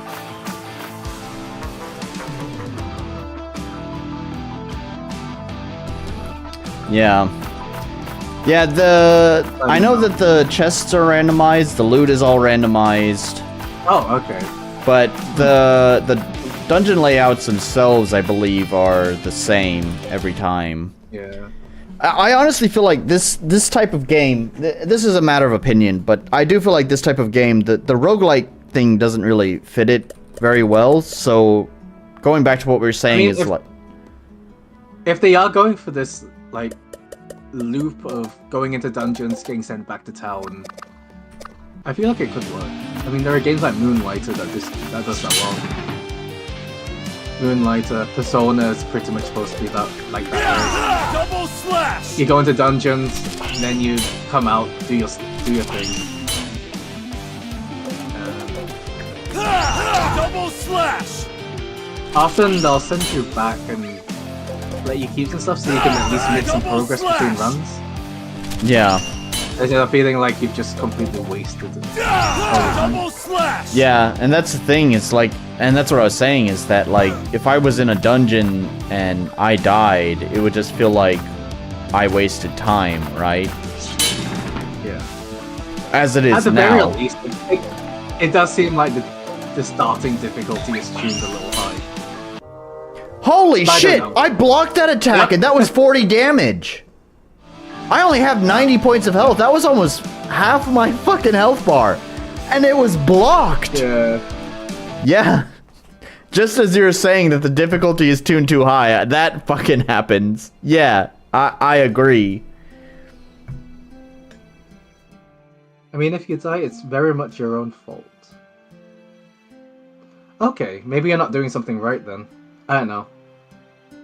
But you did say you blocked that, and it still dealt Yeah, damage. like when you That's block rough. when you block the damage, it doesn't stop the damage. It just reduces the damage.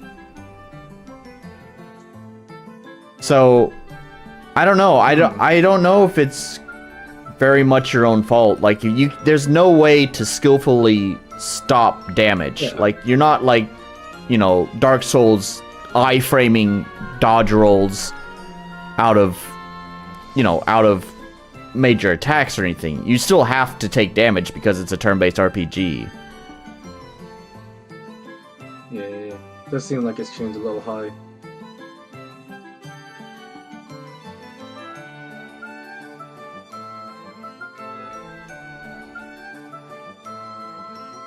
Yes, sir, Orc. Got hit. I blocked an attack, but still got hit for 40 points of damage.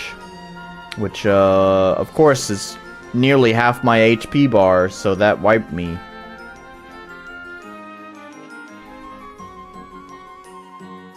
It's your fault for going into the dungeon. Thanks, Raph. Yeah, you're an idiot. Why are you going into dungeons in the first place? Yeah, just hang out in town. It seems pretty peaceful there. What was our motivation for going into dungeon again? We're part of the guild, and that's what the guild does. Oh. It's just being fair enough, just guild work, fair enough. I don't think story is a major part of the game. Fair. Well, it's just that gameplay loop of going into dungeons, getting resources, selling them in town, I suppose. Yep. I like that. But I really do think with those types of games, like most games would send you back to town in death with some of the items you collected. Right. Maybe you'll lose some of them. I think... That's like a little penalty. I think it would be more of a... I mean, I don't know how these dungeons are set up, honestly. I don't know if there's like a specific end, or if it's just go as long as you can and then use the windstone to peace out. If it's go as long as you can, in which case I would say, like, I think the goal would be like, the further you go, the better the gear you'll find. So you're always trying to push forward and deeper. But if you wipe before then, you know, you're gonna have to replay up to that point. But at least you'll still have the items that you'd gathered along the way. And so hopefully your next run, you'll be able to make more progress into the dungeon. Yeah. Then at that point, wouldn't you Double slash. soften the difficulty curve a little bit? Like make the battles a little easier? Double But then, slash. like, severely limit how many potions you can bring into a dungeon, for example? I think he did, actually. I think it's like you can only carry up to 5. Fair enough.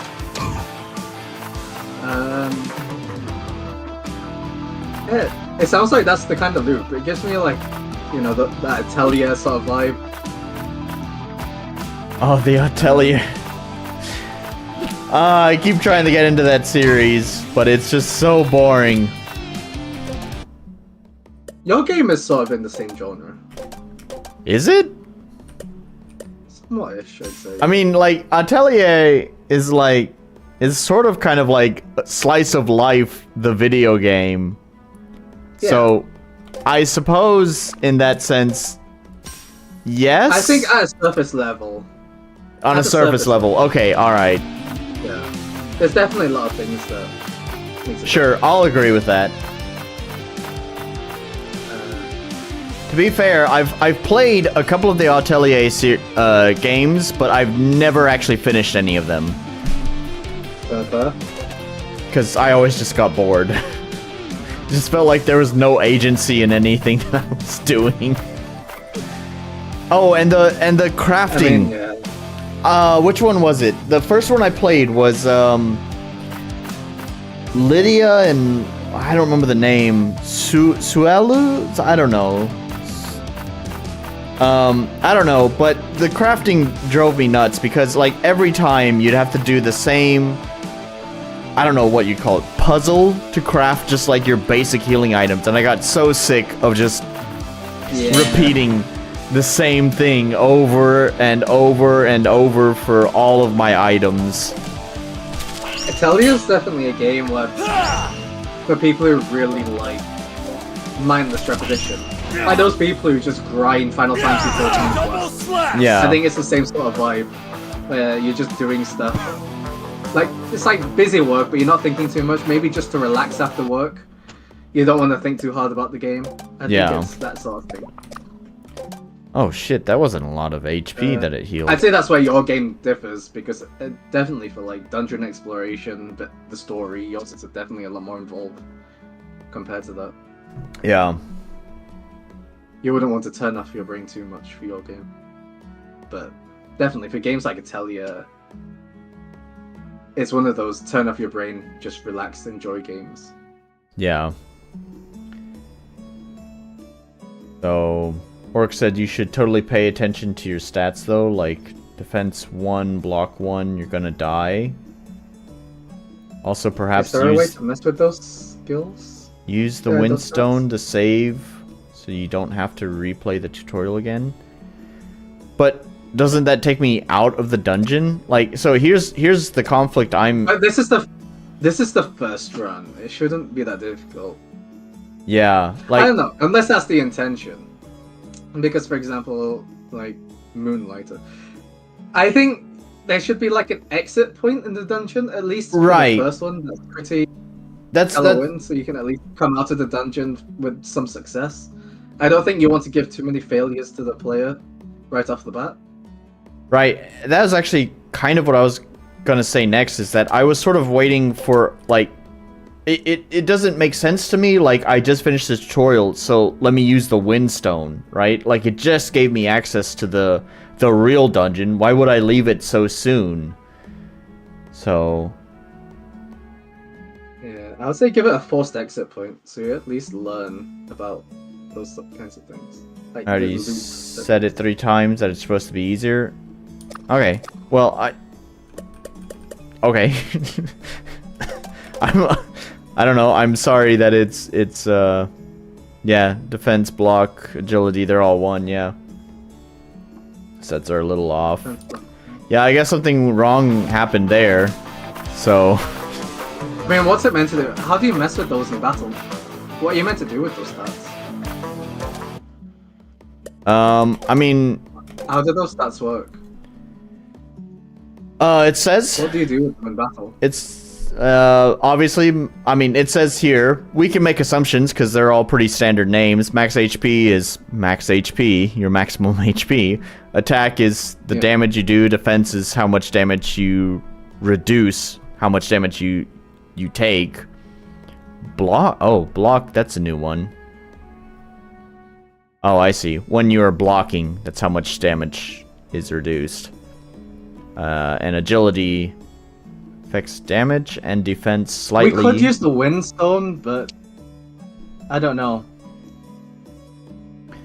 So what I'm saying Using is, the windstone doesn't feel like intended behavior. Like, most people wouldn't do that, I don't think. Yeah. It doesn't seem natural to do that. well, so I guess the point he's making is that the numbers are not correct, and I keep dying. Yeah. So in order to ensure that I'm not just constantly replaying the tutorial, he is suggesting for this specific run Oh, that I should this is like you providing me a different build to make to allow me to that get build. 100%. Yes, you are correct. Although technically that build has become the standard build that I have been giving everyone now. Fair. It does feel a lot better. I can only imagine. You what- don't even know. You don't even know the half of it.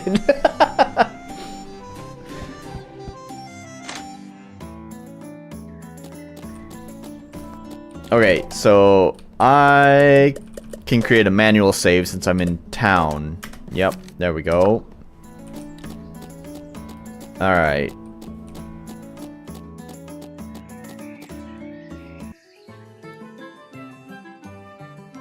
Can't upload a quick fix for the stats quickly, so Windstone to at least not repeat the short. Yep.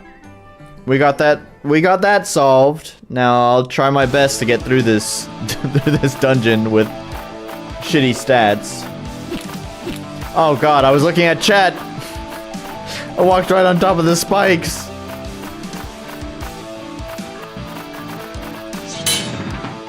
This is definitely the kind of game that would benefit from procedural generation.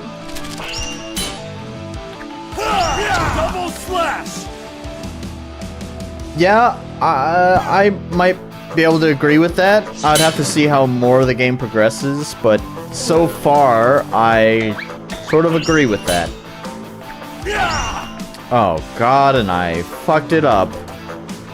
Can I heal? I don't know how hard that is in RPG.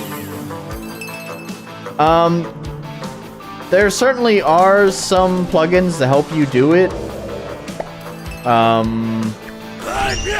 But by default, it's sort of complicated to set up with just through eventing. You definitely kind of need a plugin to do it. Depends on how complex you want your maps as well, because verticality in maps when procedurally generating is hard. Oh, yeah, I can imagine.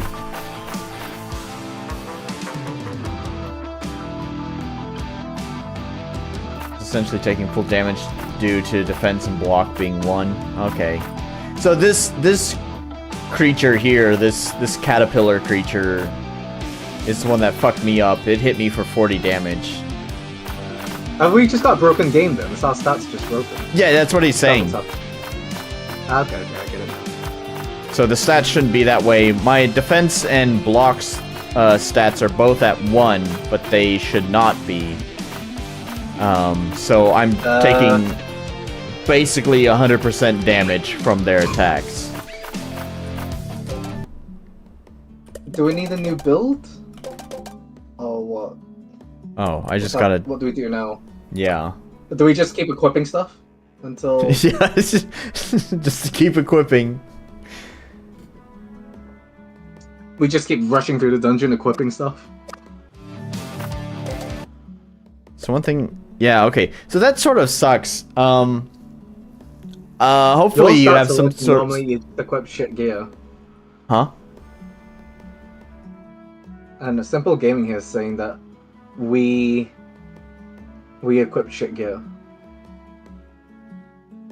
Oh, And did that's I? why it starts I don't know. I don't know. I see. That increases my defense, which I probably What does a want. sword give? Okay, I don't know. interesting. Also, it's funny that the defensive claymore, the claymore that has defense in its name, actually does not offer much defense. It offers no defense. Sorry, I've not been paying attention, but have you just not been equipping equipment this entire time? I've been equipping stuff. Okay. But it... Well, our stats are up now. This should be fine, right? Yeah, I guess so. Okay.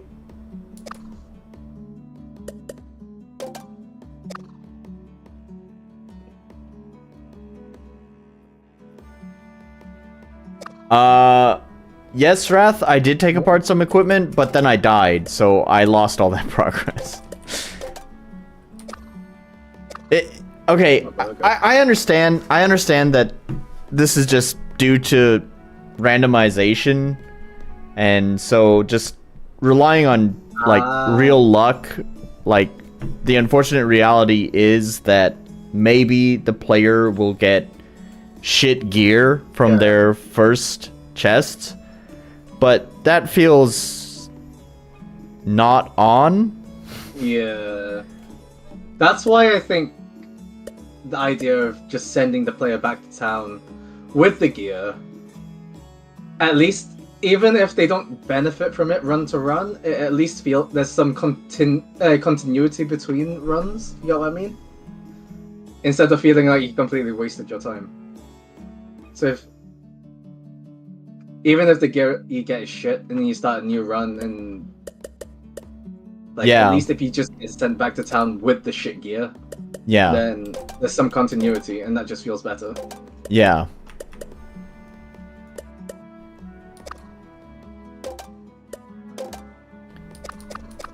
So, because it seems like my starting gear, I mean, because defense and block is, I guess, such a important stat, like it's super important right now because I'm getting absolutely slaughtered, that I don't want to use any of the new equipment that I got in any of the chests because they are hampering me. And I guess this sort of goes to, like, I'm new to the game, so I don't really know. Like, I understand what defense and block does, thanks to your wonderful menu. It explains what those do. By the way, that's a very nice touch. But, like, I don't know the values of those numbers relative to the whole, like, combat. Like, what does 8 mean? Yeah. To the combat, right? 8 what? Like, it reduces the damage by 8 points? I don't know. I don't know what your formulas are. I'm not saying that you need to tell me what they are, but what I am saying is that because I don't know those, I'm going to equip. I get new gear.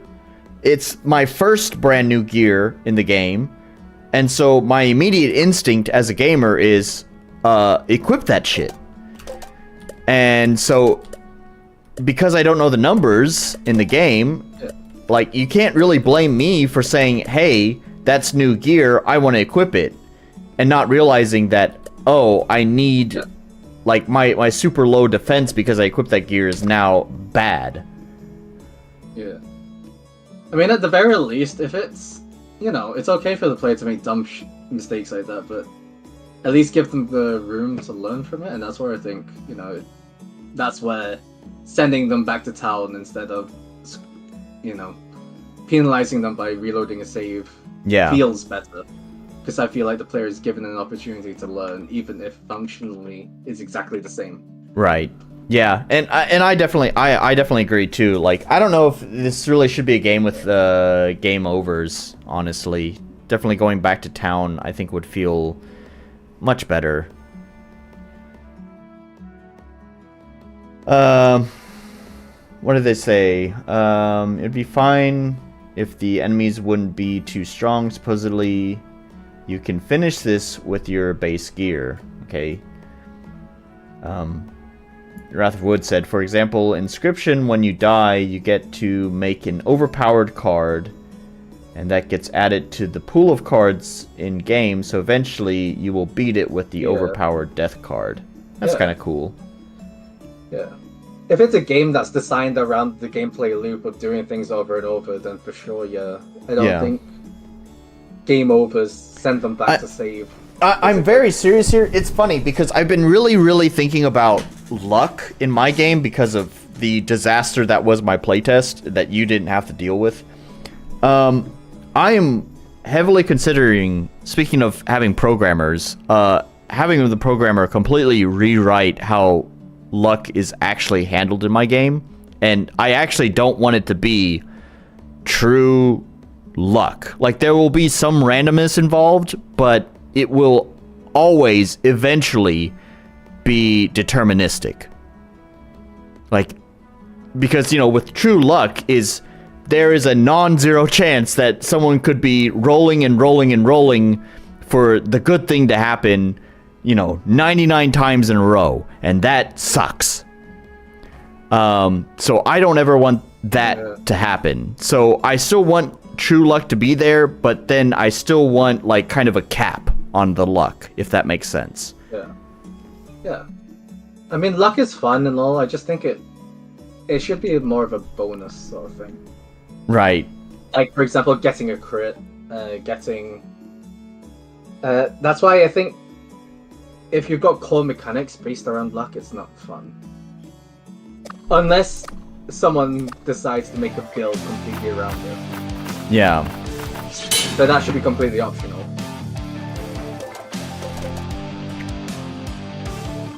Like I was saying, What? when I played yours. Whoa!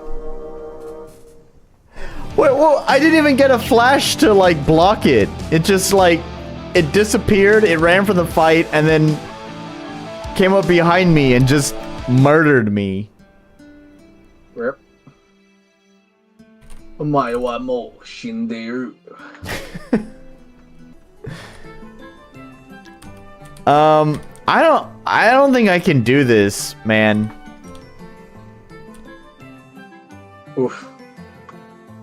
I think it can be good. It just needs a bit of. I'm not saying no. I'm not saying the game's bad. I'm just saying, like, in this current state, like, I just don't think I'm capable of finishing that first dungeon. Like, literally. My I don't know. My stats are not good enough.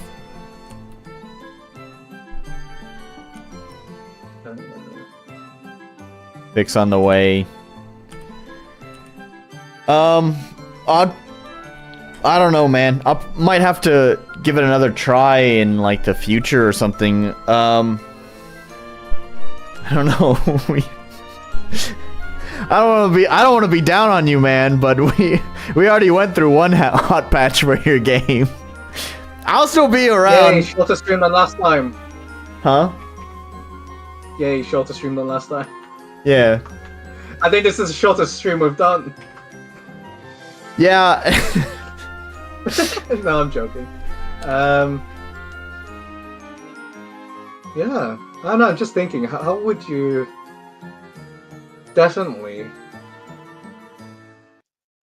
Just my ideas. Like, nothing to force, but yeah, for sure. Being sent back to town would be one thing. Yeah. Yeah, enemy can be rebalanced, but I do like high difficulty games. Problem is giving the player the tools to be able to recover, and sending them back outside the dungeon before, as if nothing ever happened. It's a bit of a harsh penalty. It doesn't give the player the chance to really figure things out and learn. Yeah. They just feel like they lost progress. That's yeah. like being sent back to town. At least, even if it's functionally the same, it gives them the feeling that there's continuity. I can try that again. Yeah, I agree. This is the way the game is meant to be. I'm gonna go into the dungeon. I'm gonna die a lot. Then that's okay. Yeah, Because I agree. If you get sent to a game over a lot, that tells the player I'm doing something wrong, when not necessarily they are. That's just the way the game is. Yeah. Yep. Yeah, definitely. It's okay to have a game where you die a lot. I do like games like that. Yeah, the fucking Dark Souls and all the Souls-like games that have spawned from it. Yeah. You just need... It's all about communication again, I suppose. Yeah.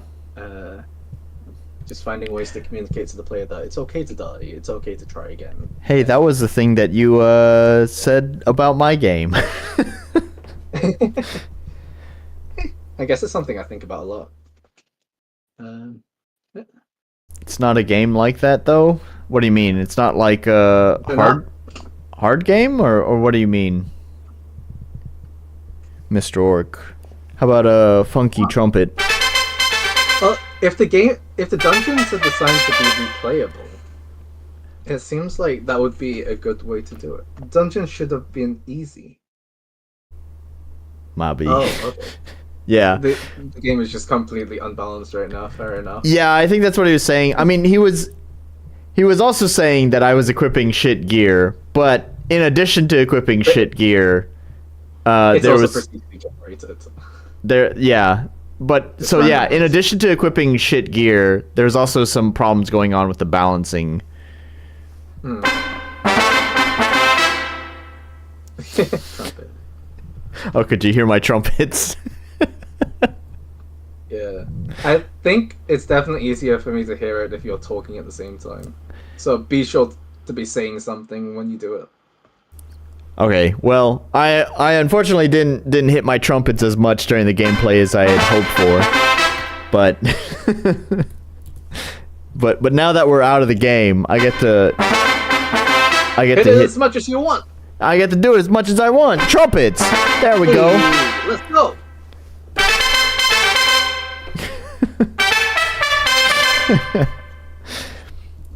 Yeah, enemies should have dealt around 15 damage, not 40. Yep. Okay. So the dungeon should be able to get through. It's not like something where you're repeating the dungeon until you clear it. You clear the dungeon and then you just repeat it for resources. It's that kind of game. Fair enough.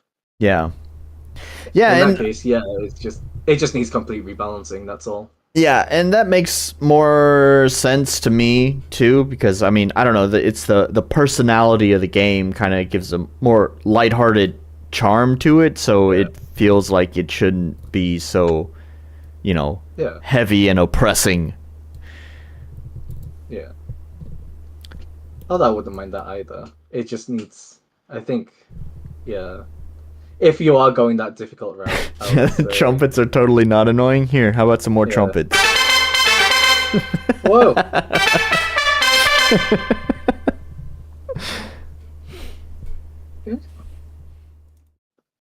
Alright then.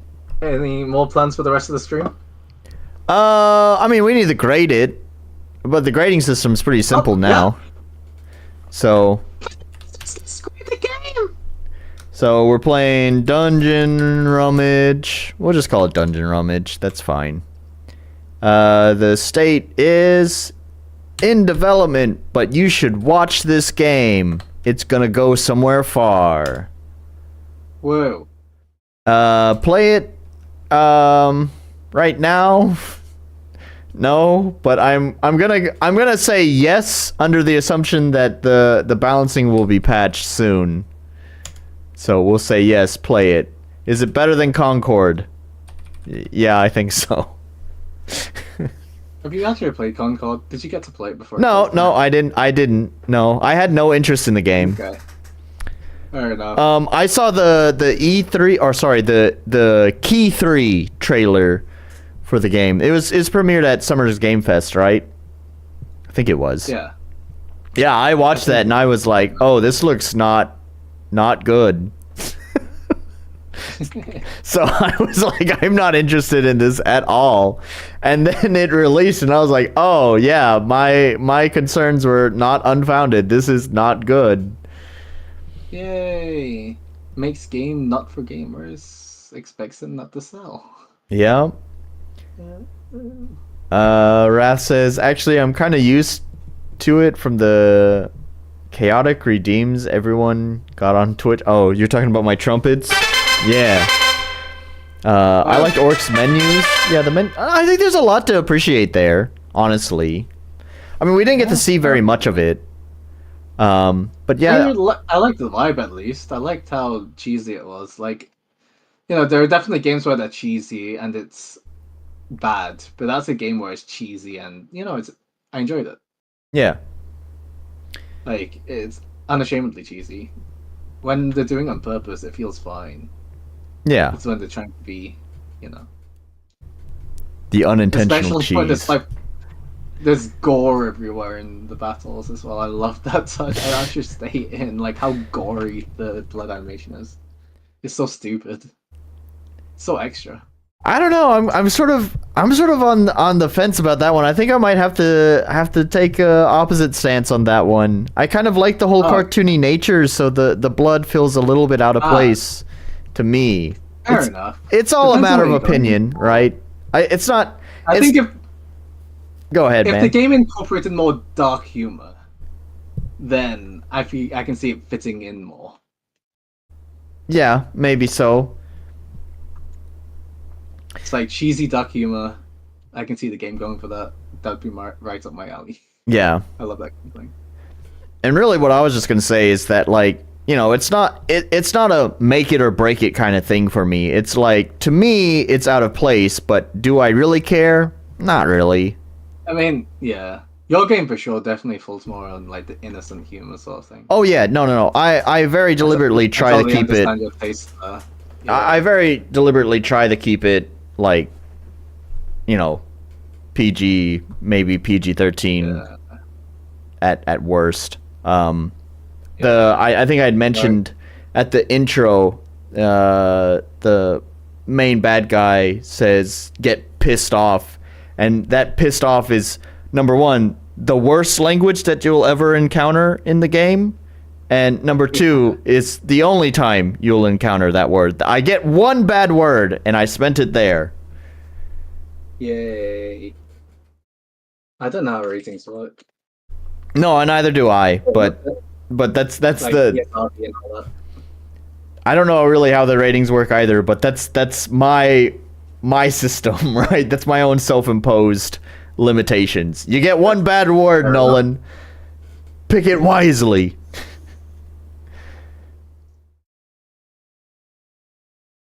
I mean, yeah, cheesy is excessive gore, and then having cheesy voice acting, and it's lighthearted. Yeah. And it feels like it's meant to be that, and it's not taking itself too seriously, and that's where we say it's good cheesy. It's not taking itself seriously. It's when games are cheesy and they're taking themselves seriously that it becomes weird. And I think that's a lot of AAA games these days, is where they're being cheesy, but they also want you to take the game seriously. And Yeah. it doesn't work. What is it? It's kind of like the Marvel effect. Yeah. I don't know. Like Actually, I don't even know if that's right. Because speaking of Concord, it's because like all the Marvel movies and all the copycats of the Marvel movies, you know, they never want to take themselves seriously, and sometimes that gets a little bit grating. Yeah. Um. Yeah. I think it's when it's aware as well, because I feel like a lot of earlier Marvel movies were much more aware about how to handle tonal whiplash. Right. Like, take a look at Iron Man, for example. Like the original Iron Man, that was fantastic. The tonal whiplash. We had Stark, who was an absolute asshole, but the cheesiness and the humor comes from actual character. Like, he's supposed to be this asshole, and he's doing all these things because that's just part of his character, not because the writer's just trying to be clever. Yeah. And then you get, like, you know, for example, him getting locked up, thrown in jail in the Middle East, and tortured and doing all this stuff. So they handle tonal whiplash really well. Yeah. Like, the first Iron Man was amazing for that. But there's a lot of other media that don't handle it well at all. Yeah. Yeah, I agree. Modern Marvel definitely doesn't.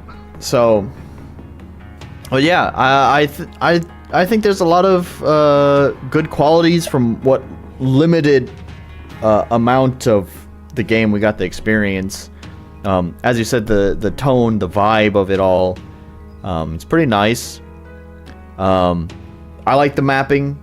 I like the art style, even if they're all bought assets. The pixel art and all of that's bought assets. It's not I don't think he has any original. Very RPG Maker-ish.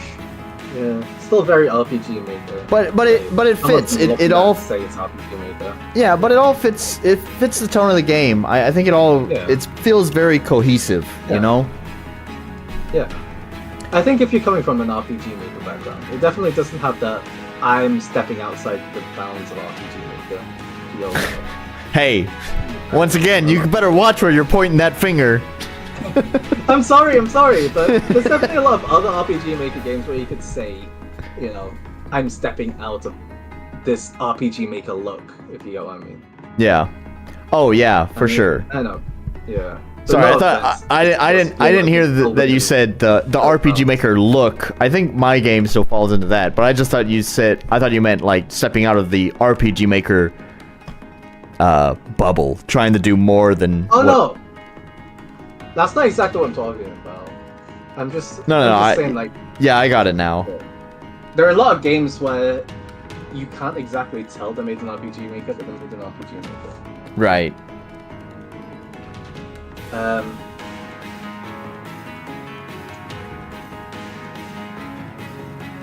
Like, I don't know.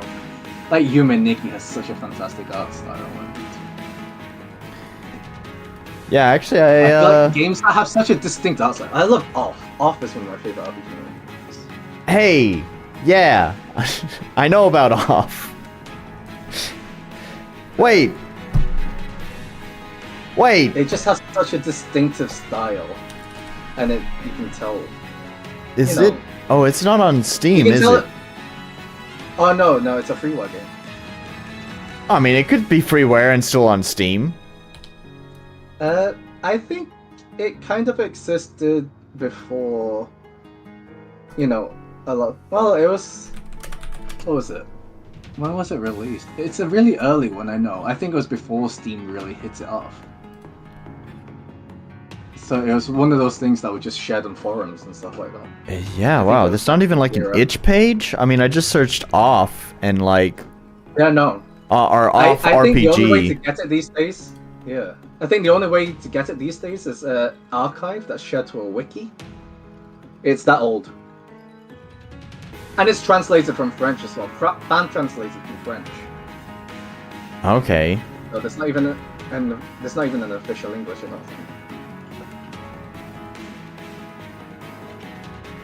So it's one of those games. You can still tell it's RPG Maker with how stuck the tiles you are, stuff like that. But it's aware and distinctive. I don't know how to describe it. I don't know, like, what is it that makes it step outside of that RPG Maker? Yeah, well, because it's like, just fucking weird. Wow, this webpage is so old. The pictures are thumbnails, and when you click on them, they open up a whole new window, which apparently doesn't even load the picture. Yeah. Because I'm just looking at a few of these off screenshots, and it's like... It's really simple. Like, these aren't detailed sprites at all, but... Yeah. Like, anybody could draw these, I think. It's very simple pixel art, yet it's so distinctive. I would say a lot of, like, RPG Maker assets, like RTP assets, are so much more complicated. But... I don't know. Something this simplistic just looks a lot more distinctive. And I like that. Yeah. Well, and Off has, like, kind of a meta-story element to it, too, right? Oh, yeah. It's definitely got that, like, meta-horror sort of element that I love in games. Yeah, because if I recall correctly... So, I had mentioned this last time when you were playing my game. I think it was Off that they... For the meta stuff, they referred to the player as controller. Controller. Yeah. Yeah, which is something I do in my game. I was not aware of Off when I did look that. At that image. Scroll down. That image just has like all the best games. Wait, which one? There was like an image of like several games like Nikki and Suits. Oh, okay. Just some of my favorite RPG Maker games. I don't know, I've lost it now. Yeah, I think my stream's delayed. Yeah, but I had it open. Oh, here.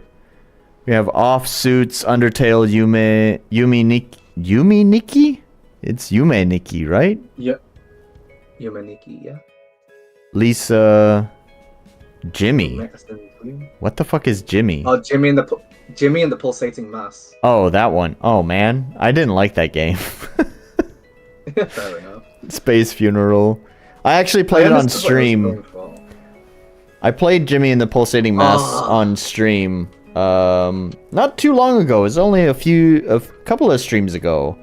I think it was a stream just before you played my game. I had played it. Okay.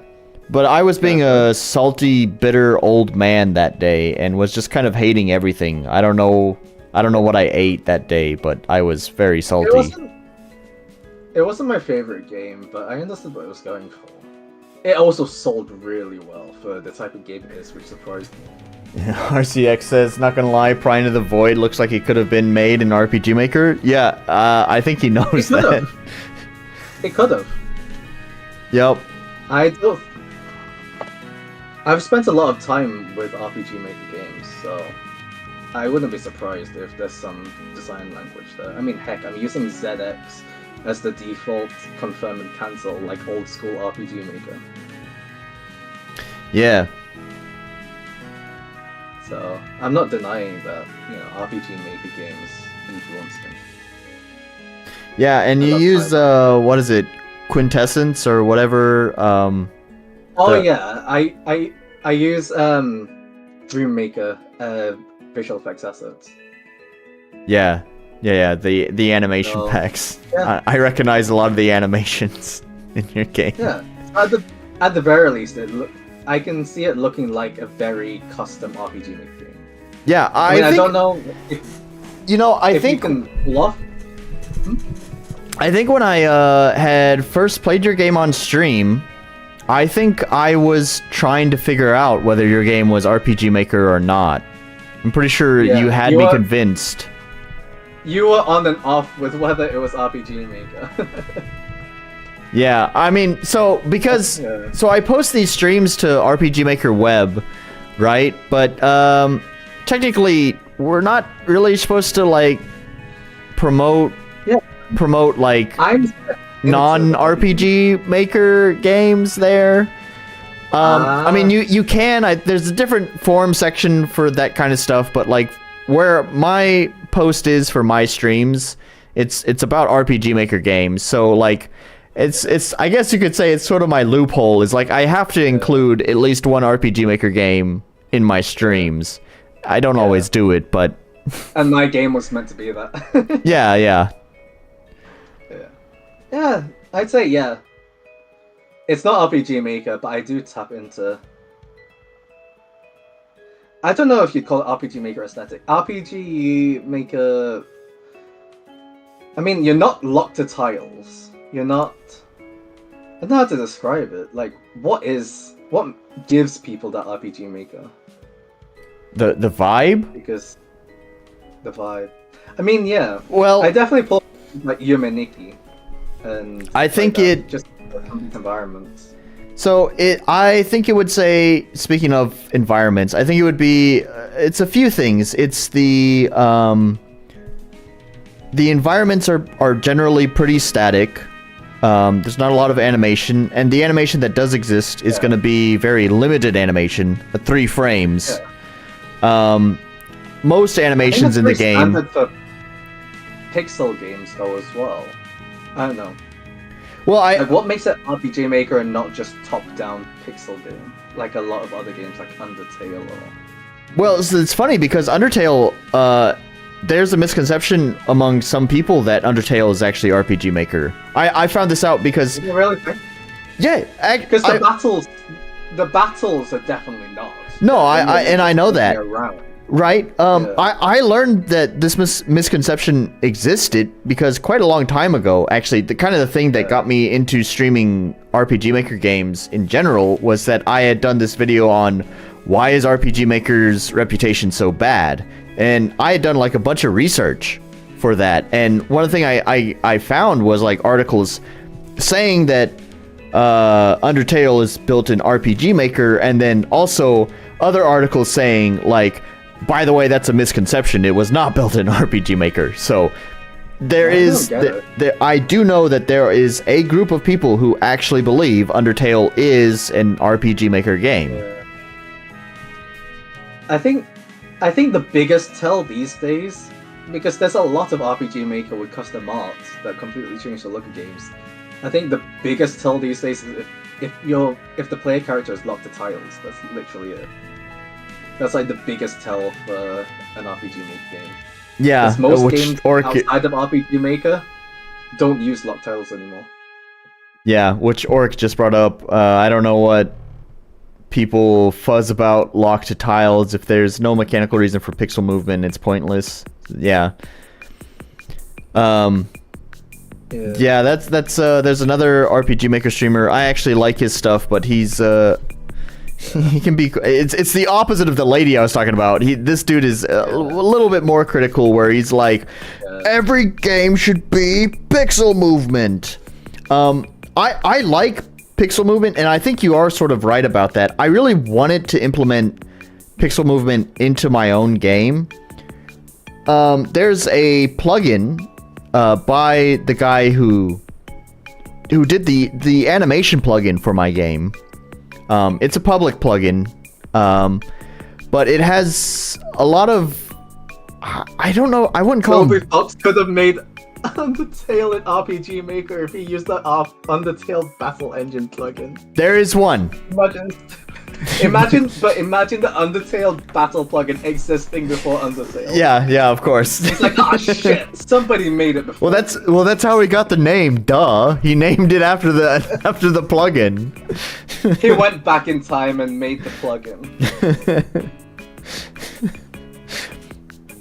Sorry, you were saying something. Yeah. I was just saying pixel movement. There, I wanted to implement pixel movement into my game, and I had it set up, and it definitely changes the whole feel of the game. It makes it feel, well, not as RPG Maker. Just the problem is with that plugin is that there's a lot of, I don't know, not bugs, not necessarily conflicts, but I guess it's just say oversights, incompatibilities, and unfortunately, the developer just disappears for like a month and then doesn't respond to anyone, doesn't patch anything, and then he comes back for like 1 week, patches a couple of things, and then disappears. I've had some requests for that plugin to be patched for like, I don't know, like 5 months now.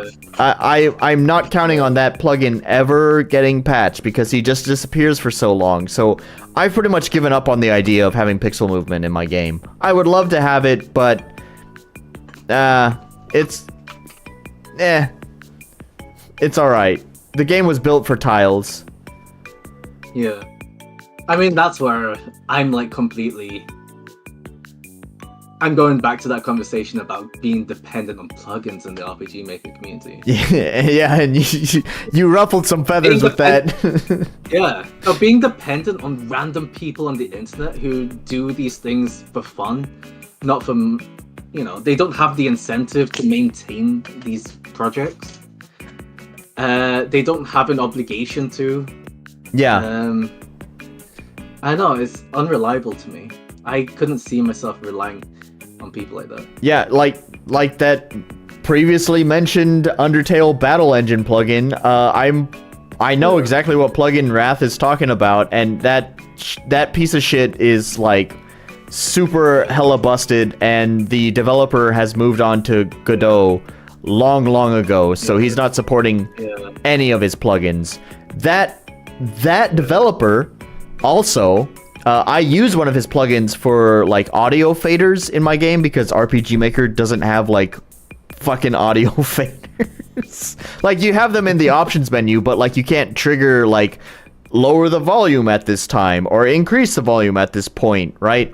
Anyways, and there's just a copy paste error in there where it's like there's like different, I don't know what you'd call them, classes, methods, I don't know, where there's supposed to be one for the background music, one for the background sound, and then one for, I think the other one's menu sounds. I don't remember. And he just copy pasted the text for BGM for the background music into BGS and menu music. And it's just like that's pretty simple, right? I can look at the code and see, oh, that's supposed to be BGS, that's supposed to be menu music. I can fix that, which I did. But I agree with you on relying on plugins and stuff. I know Turin argued with you about but plugins, they're available and you should make use of them and stuff like that. Yeah. Why reinvent the wheel? And it's like I agree, other than the fact that these kind of problems exist. He had actually sent me a private message later, just saying hey, I hope Ernest is not making you giving you I don't remember what he said, basically change coloring your opinion about plugins. And it's just honestly, I felt this way for a long time, well before you and I started talking. I have spent so much godforsaken time in my game troubleshooting other people's work with their plugins that I have just been annoyed with public plugins for a very long time now. There are times when they work and they're very helpful, and I'm thankful for them existing.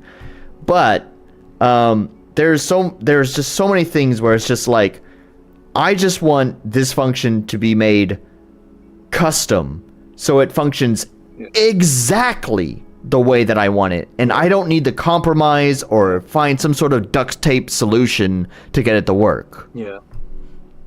I mean, that's what a lot of plugins are, really. RPG Maker, it allows for plugins, but it's not designed for these people to be making all these optional features. Whereas, for example, here, I'm going to reply to this comment here by Blue Blade.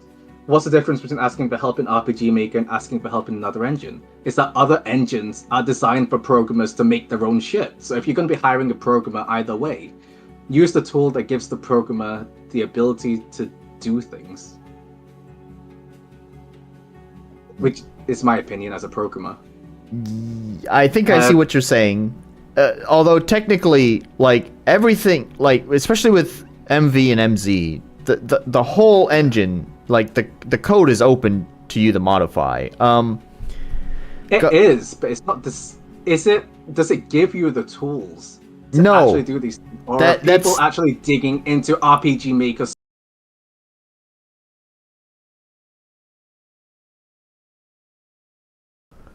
Oh, is my microphone back? Okay, there we go. Oops, sorry. I moved my... Anyways. Yeah, because after a bit. Yep, sorry.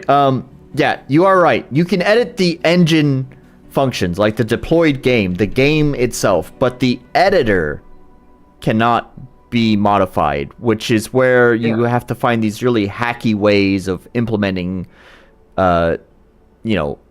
additional features into the game. Yeah, and that's why it's easier for a programmer to use another engine. Plus, with other engines being easier for programmers, you're going to have a bigger pool of them.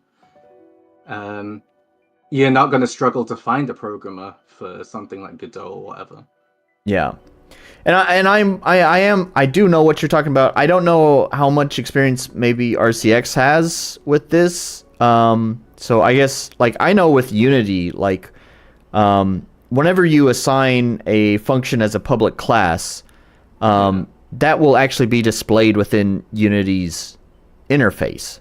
So after you leave your IDE, your code editor, and you go back to the Unity interface, the public class will now appear in your side panel, so you can make adjustments to values right there within the UI. And you can do stuff for example, my engine supports the tiled program for tile mapping. I think that's where a lot of the RPG Maker look comes from, is because I'm using a program called Tile that does tile mapping just like RPG Maker. And Godot has that as well. So there are tools out there that can make things easier for non-programmers, and then you can leave the difficult part for programmers. Yeah. So if you're going to be hiring people anyways, I don't know. Is RPG the best choice? Obviously, it's going to be the best choice depending on what game you're making. There are many games that are fantastic in RPG Maker, and I think could have only existed because of RPG Maker, with its ease of use for non-programmers. But if you want to do more than that, and you're going to be hiring people anyways, if you plan to be doing all this custom work, is it worth staying with RPG Maker? Yeah. That's something to just ask yourself. Yeah. Yeah, I agree. I wanted to... I want to amount you'd pay for an RM plugin. I mean, yeah, if the plugins work and they exist, then yeah, you just stick with that, I suppose. It depends on how much custom work you're going to do. Yeah. I wanted to answer his other question, or I guess it's not really a question, but anyways, but not annoyed enough to learn coding yourself.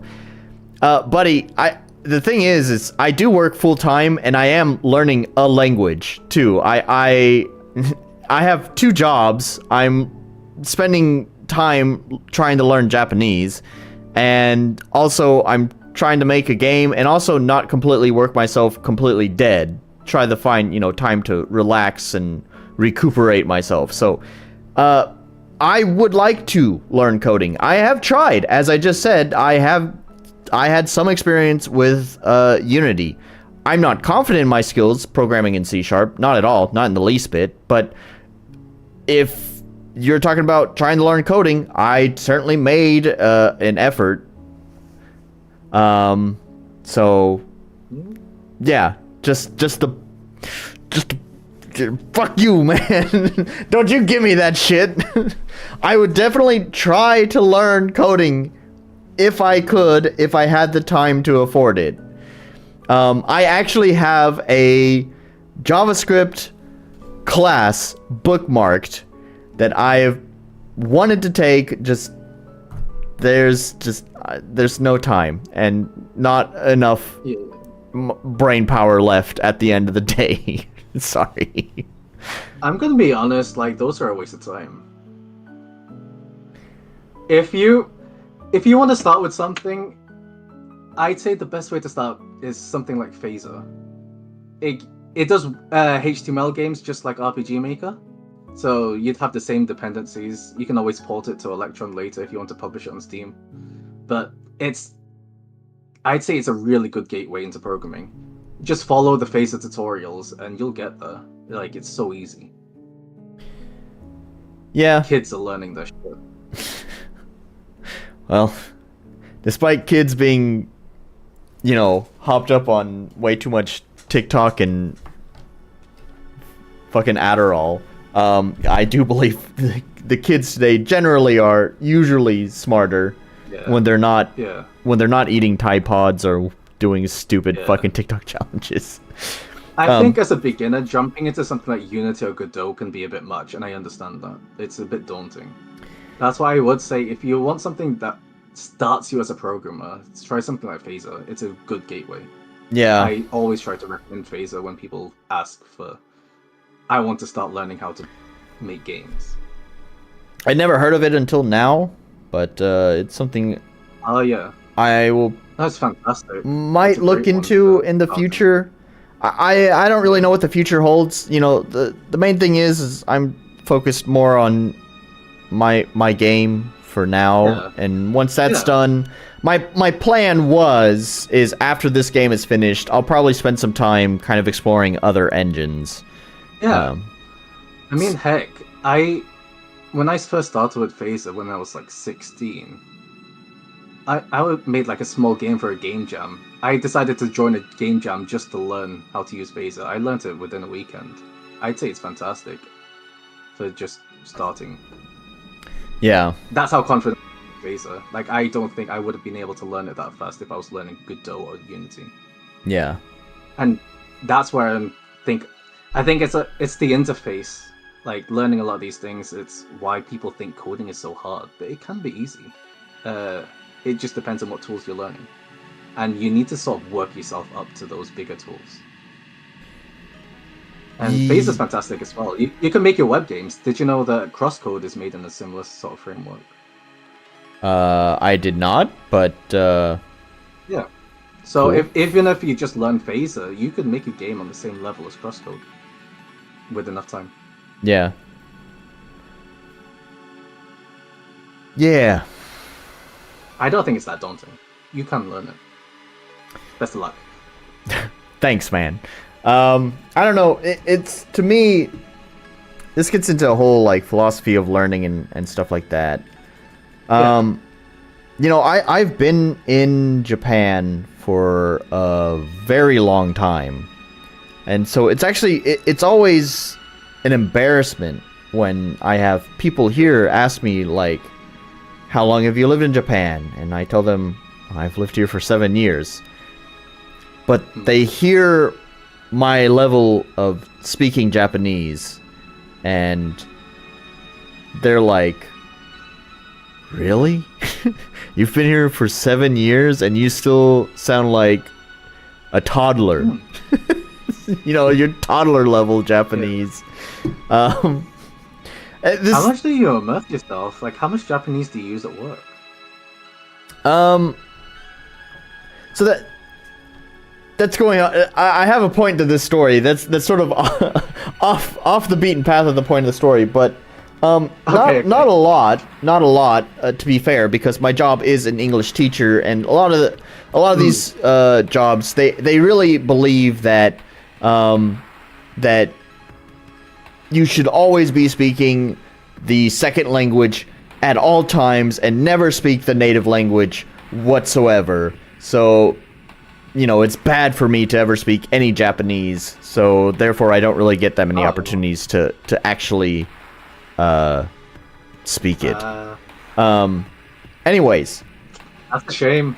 Yeah, if you could find more ways to immerse yourself, you'd have learned faster, wouldn't you? It's gotten better over the past few years. The jobs that I've been working at, I've been working at different schools. Also, the current school I'm working at, first of all, the students always think it's kind of funny. You know, Gaijin or the foreigner speaks, you know, funny, broken Japanese, and they all get to laugh at that. And I think it sort of breaks the ice as well. You know, it shows them, hey, my Japanese fucking sucks, but I'm fine with that. So that way they can feel like, oh, my English sucks, but it's fine, right? So it's a good icebreaker as well.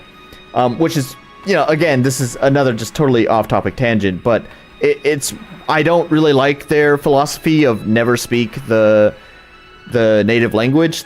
I've read plenty of books on language teaching as well, and this is like a really, really old ideology that's like super outdated. Is what they call submersive language learning, where you never speak the native language at all. You always speak the second language. But that's like an ideology from like the 80s, which makes sense because this country's fucking stuck in the 80s. Anyways, back on topic. So the whole reason why the whole reason why I bring this up is because in my mind, learning programming is not too far off from learning a language,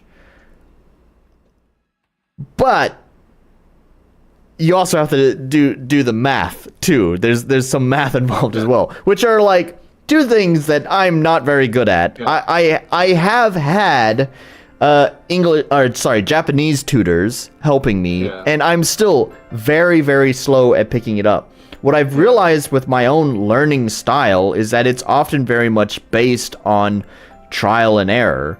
I like my music stuff. Like, I attended, you know, I had music classes and went to music camps when I was in, you know, middle school, high school, but who gives a shit about that? You know, as besides middle school and high school basic band classes, most of my music learning came from just fucking around with digital audio workstation, right? And learning it myself. I think it's different here. It's a matter of perception, a matter of how you interact with these things. Where it's like, to me, it's very clear like what is working and what is not, what you can do and what you can't do in the software, in the interface with the sounds and all that. And that's just talking about like music. It's the same thing with RPG Maker too. Like I feel like I started picking up RPG Maker pretty quickly because I was able to see what I can and can't do and stuff like that. And I think that's the challenge with programming and language learning. Likewise, is you don't have that interface there to tell you like you can do that, but you can't do that. You can do this, but maybe it's not okay. Maybe you should do it like this, right? Like you don't get the same kind of feedback. That's why I hate. This is why I don't use Unity or Godot. They throw way too many things at you. You open up Godot and Unity, there's way too many things on the screen at once. I don't know how you're meant to start learning. I could. I've done a bit of Godot work, but for a newcomer, like, no. I think if you're serious about going professional, learning something like that, like, in the long run will be useful just because you can... It's easier to find people to work with those engines. But this is why I throw Phaser at people for those who want to start, is because you can get those baby steps. You find a Phaser tutorial, you get those baby steps. The Phaser tutorials are so good at baby stepping you into learning how to use it. Right. And if it wasn't for Phaser, I wouldn't have gotten my jobs as a web dev. Like, it literally baby stepped me into my career as a web dev, which is my main source of income. Yeah, pretty cool. Like, search up the Phaser tutorials, and they are so simple. Yeah, I will... Like I said, I'll definitely look into it, so... Yeah. Because, as you said, with Unity, I gave Unity a try, as well as Unreal, just before I got into RPG Maker, I think it was... No, I think I had finished my first game in RPG Maker, thought it was fun, but then I was like, I want to try one of those other engines again. So I went back to Unity and Unreal and tried to learn them seriously. And yeah, it was, like you said, it was just overwhelming. I didn't know what the fuck I was doing. I followed some tutorials, but I feel like despite following the tutorials, taking a C# class, as well as going through like a whole like textbook on Unity, even after completing all three of these, I still felt like I didn't know anything. I certainly didn't know enough to like even make a very basic game. Like I couldn't even make Snake in Unity. I have no clue how to do that. Yeah. No, it's complicated. I completely understand your pain. Unity and modern game engines throw way too much at you. It's like throwing a paragraph at the player during the tutorial. Hey, stop it. So I'm gonna share you a link. Just look at this, press next, and you'll see how easy it is. Alright, hang on.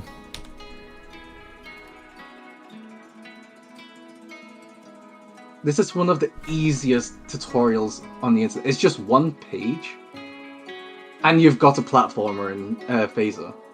Feel free to share that with your Discord server as well. Yeah, sure. This is the kind of shit that read more. got me started on coding. And I learned this, and I made a game in 1 weekend for a game jam. Pretty cool.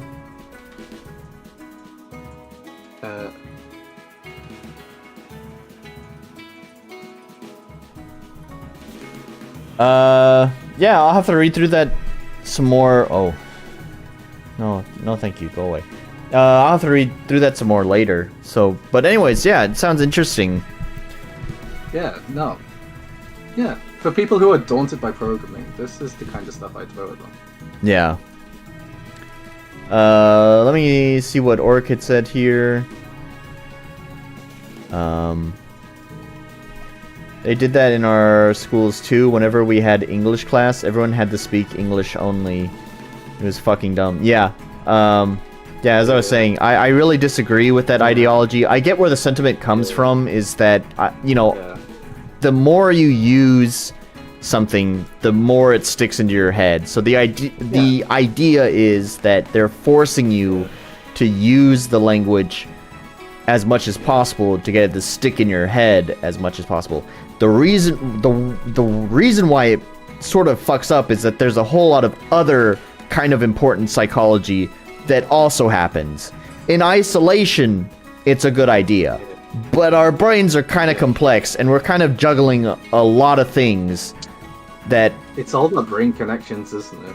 You want to jump from one thing to another. So jumping from your native language to the language you're learning. You need well, and it's sort of funny because when you start moving into like adults, like teaching adults, is that a lot of the teaching stuff does actually begin to talk more about relating the language back to their own native language, because you know it's establishing that connection with things that they already know. So yeah, but it's not just that. As I was saying earlier as well, it's really nerve-wracking trying to speak another language. You're trying to communicate with someone, but you don't want to sound like a fool.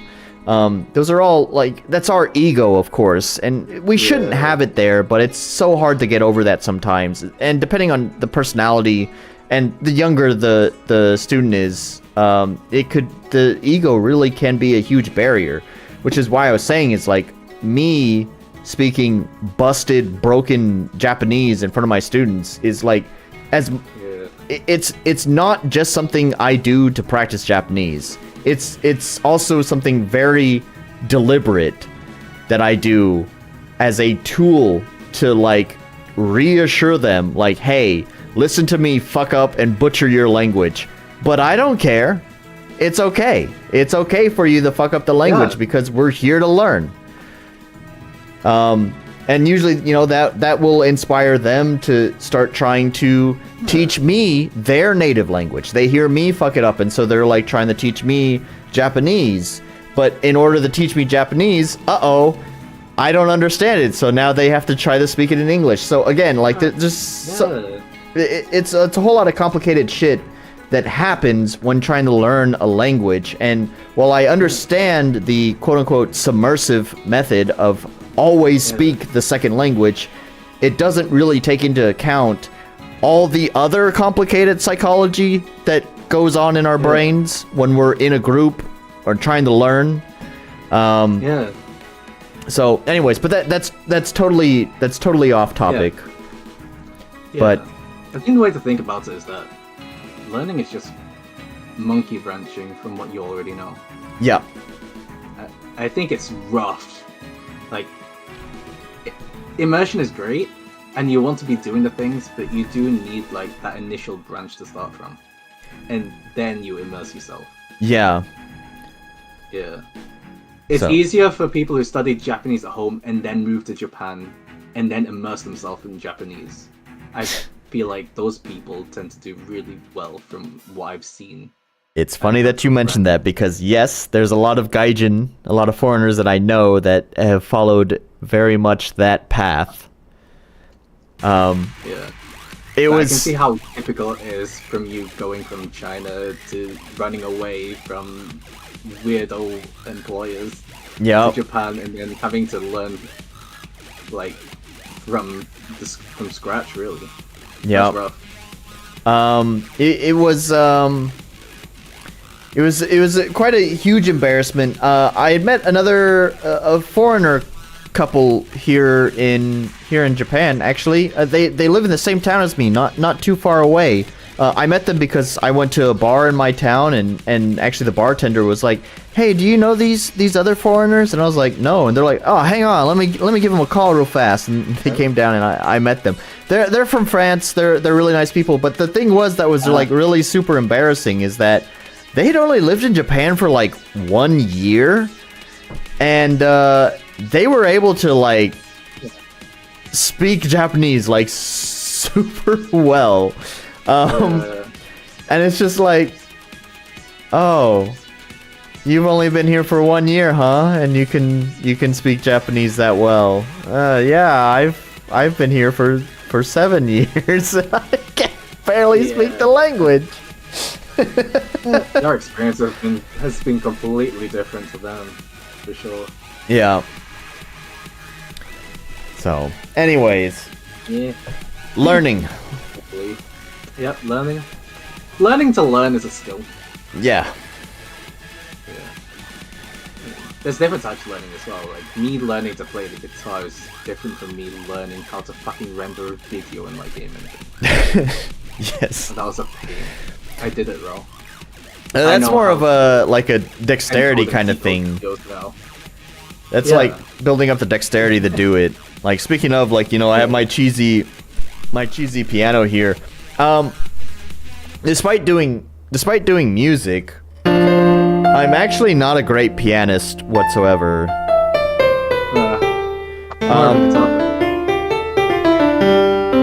I always wrote my music using my mouse. So, yeah. Okay, Nihongo hanashimasu.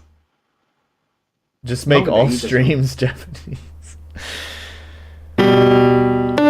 Wakarimasen! Ork-san. 日本語話せますか？私は外人です。日本語わからない。あ、すごい日本語上手ありがとうございます。かたじけない。あ、日本語話せます I don't know. I can't. It's also hard for me to improv Japanese. If you prompted me with like questions, like I've noticed this whenever my students talk to me. Like if I just try to like, I don't know, try to play out a scene in my head in Japanese, it's really, really hard. But like if a student just comes up to me and starts talking to me in Japanese, it just like, you know, comes right to my head. I mean, yeah, it's pressure. Drunk American playing drunk music, trying to talk Japanese. Desu ne. そうですね Yokatta ne. Ernest と申しますよろしくお願いします Yoroshiku onegai shimasu.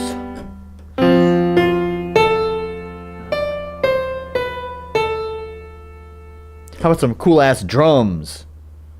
Let's see, wait. Rhythm. Do I think we want 51. Go. Yeah. Get those drums going. Hey, let's go to the beat stream now Yeah. Can you hear the drums? No, I can't hear them Damn it, Discord! Why? And then I think I liked this one. It was 87.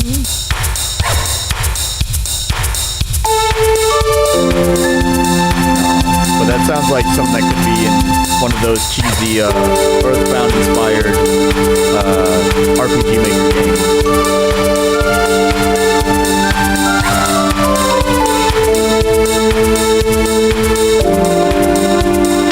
Anyways, what is this stream? We've just gotten so far off track. This always happens. Like, we can't have a short stream, can we? We don't just do what we need to do. We're not doing another 7-hour stream, that's for sure. A whole fucking workday just talking to Ernest. This always fucking happens. No, RCX says, do we have another game to cover today? No. It was just Orc's game planned for today. Yeah. So yeah, if you guys are just feeling like, wow, this stream has just gone off the rail and it's really boring now, you guys are free to go. We're finished. We're just fucking around now. Yeah. I mean, if you got any more questions, I don't know. It's like anything you want us to talk about. Yeah, Ernest is a smart More dude. content while we're at it. What about Concord? Concord! Oh, only the best game to have ever been made. Oh, RCX is disappointed. Yeah, sorry, man. I'll have a couple of games next week. Did you say AI game? No.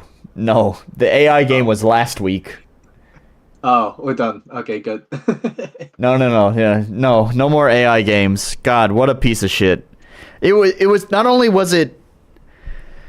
Oh boy! Not only was like all the art AI generated, and most of the writing was AI generated, but that's the thing is, it was like all writing. There was like no gameplay at all. It was basically a visual novel, but it sold itself as a puzzle game. But there were certainly no puzzles. It was just like 2 hours of just talking. And then also there were musical numbers. The musical numbers, of course, were generated by AI. And there was just like 3-minute long songs while they played a slideshow of AI generated pictures. Oh boy. Yay. And I can't believe they're selling the soundtrack too. That's crazy. The game is lack of fucking shame. $10 and the soundtrack is another $5. The sheer fucking gall on this developer. I'm gonna check the Steam DB. What was the game called again? Like, how well? Isekaiing. Isekaiing. Yep. Like the From present. 0 to 0. Yep. That's the one. A plot that has more holes than Swiss cheese. I kind of respect that they are aware about how bad it is. They are not. They are actually pretty delusional about it. This is just lampshading. That's all they are doing. Because if you criticize the game, he will tell you that you are wrong. Why is the game positive? Good question. The reviews are fucking weird on there. What are people saying? What is this? You'll find my review. I wrote a review for it. I am one of only 2 negative reviews on the game. Where the other positive reviews came from, I have no clue. Danish series spell check. RPG open adventure game. Lot of AI, art and voice, games full of jokes. First media.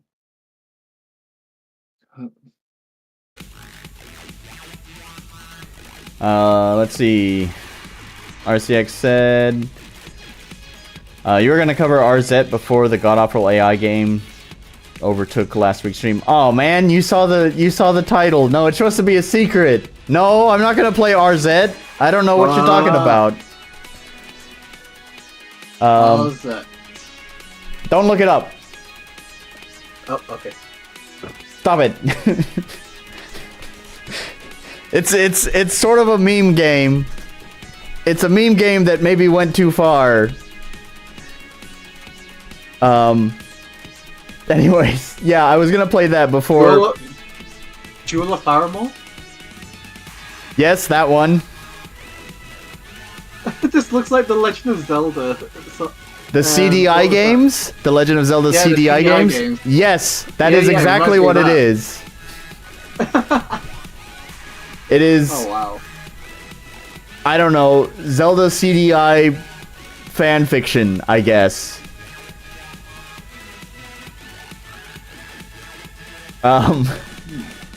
Yeah, I had purchased that game to play on stream, but then my assholes in the Discord convinced me to play the shitty AI game. Also, actually, no, it wasn't. Sorry, I shouldn't put it all on the assholes in my Discord. There was actually the developer. I had responded to his thread on the RPG Maker forums, and he didn't take my criticism very well. I was just criticizing the fact that he was selling the soundtrack. That's all I was saying, because at that point I hadn't actually played it. And Damn. He did not like what I said. I woke up the next morning and read he argued with everyone in that thread, just made a fool of himself and I hated his response so much. It was like, nah, never mind. My Discord peeps want me to play this game. This guy made an absolute garbage response to me. Nah, I gotta respond to this. I gotta play it. I gotta show it off. Show off how terrible this game is. Damn. So anyways, yeah, because that happened, I canceled my plans to play Zelda's CDI fanfiction and played in god-awful AI game instead. Yay, AI game. Oh yay, AI slop. The AI game was made by a person that seemed genuinely miserable while also doing the Marvel thing where they have to lampshade everything because they have no confidence. Yeah, all the self-awareness always just felt like lampshading. It never felt like this is funny, self-deprecating humor. It never felt that way. It just felt like, well, lampshading. Like, I have no confidence in this fucking product. So, yep. What a terrible piece of shit game. Where the reviews are coming from, why they are positive, I don't know. I'm pretty skeptical of them. Or maybe I'm just not getting the super deep, high IQ humor of the game. Like, I would understand it if the positive reviews came from people just memeing, but there are people here writing lengthy reviews about how much they enjoyed the game, which is weird to me. Yeah. And that's what I'm saying is maybe the humor is just too high IQ for me, and I just didn't get it. But to me, frankly, we don't understand that AI overlords. Yes, yeah. Like, see, the thing is like, it doesn't even fall into, like, if you think of things like The Room, right? The Room is like a bad movie. It is objectively bad. But it is so bad, it kind of circles back around on itself and becomes good. It's laughable. Yeah. It's a train wreck that you can't look away from. The problem with isekaiing is that it's a bad game, but it's not even an ironic bad game. Like, it just falls squarely into being really fucking boring. It's just bad. So yeah. I don't know what these people are talking about. I had a miserable time playing it. I had like no commentary because what commentary could I provide? The game basically spoke for itself. Most of my commentary was ranting about AI and AI music for like the first hour of the stream, not even playing the game. I don't know how I feel about AI.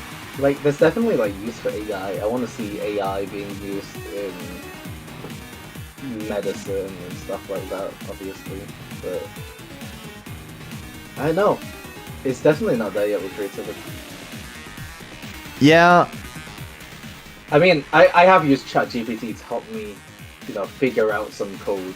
Because sometimes you just need that second pair of eyes of AI generation. Oh yeah. Help you figure things out.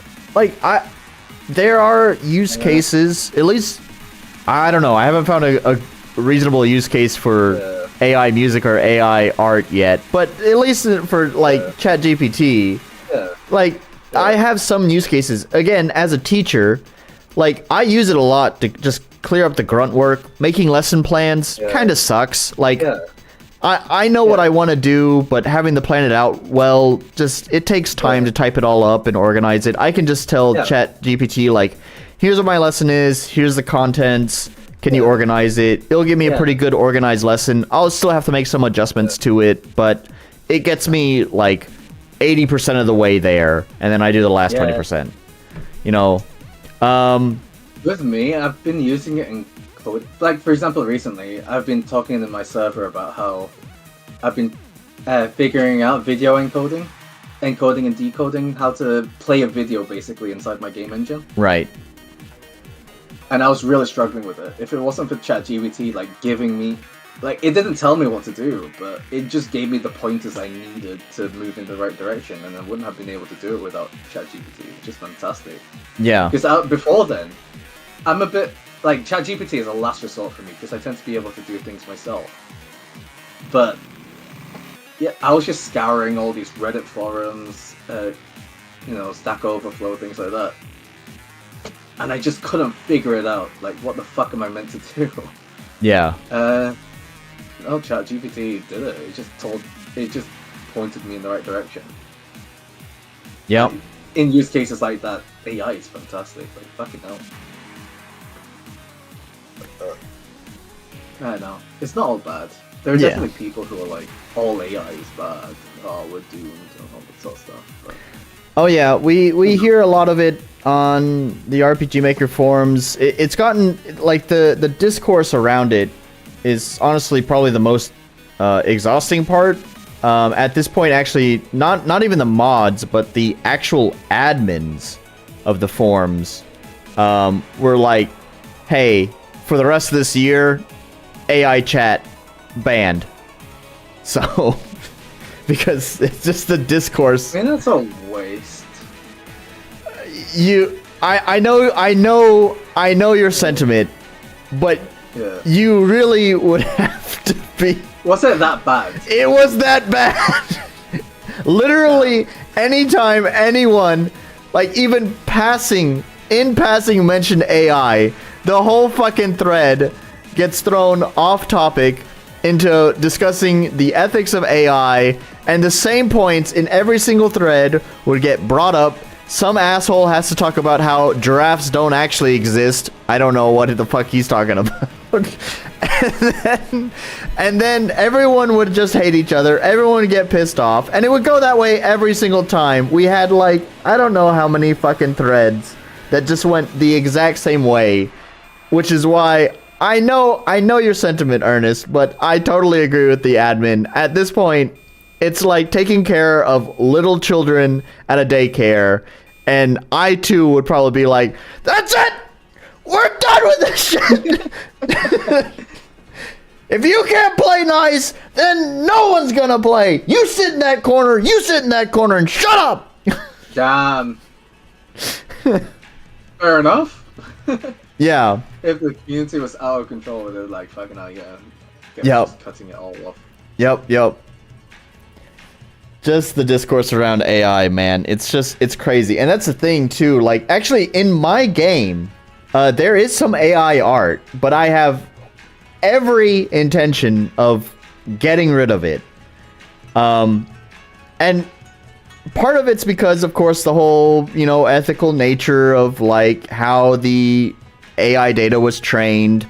Of course, there's that, too, that, I don't want to encourage that more.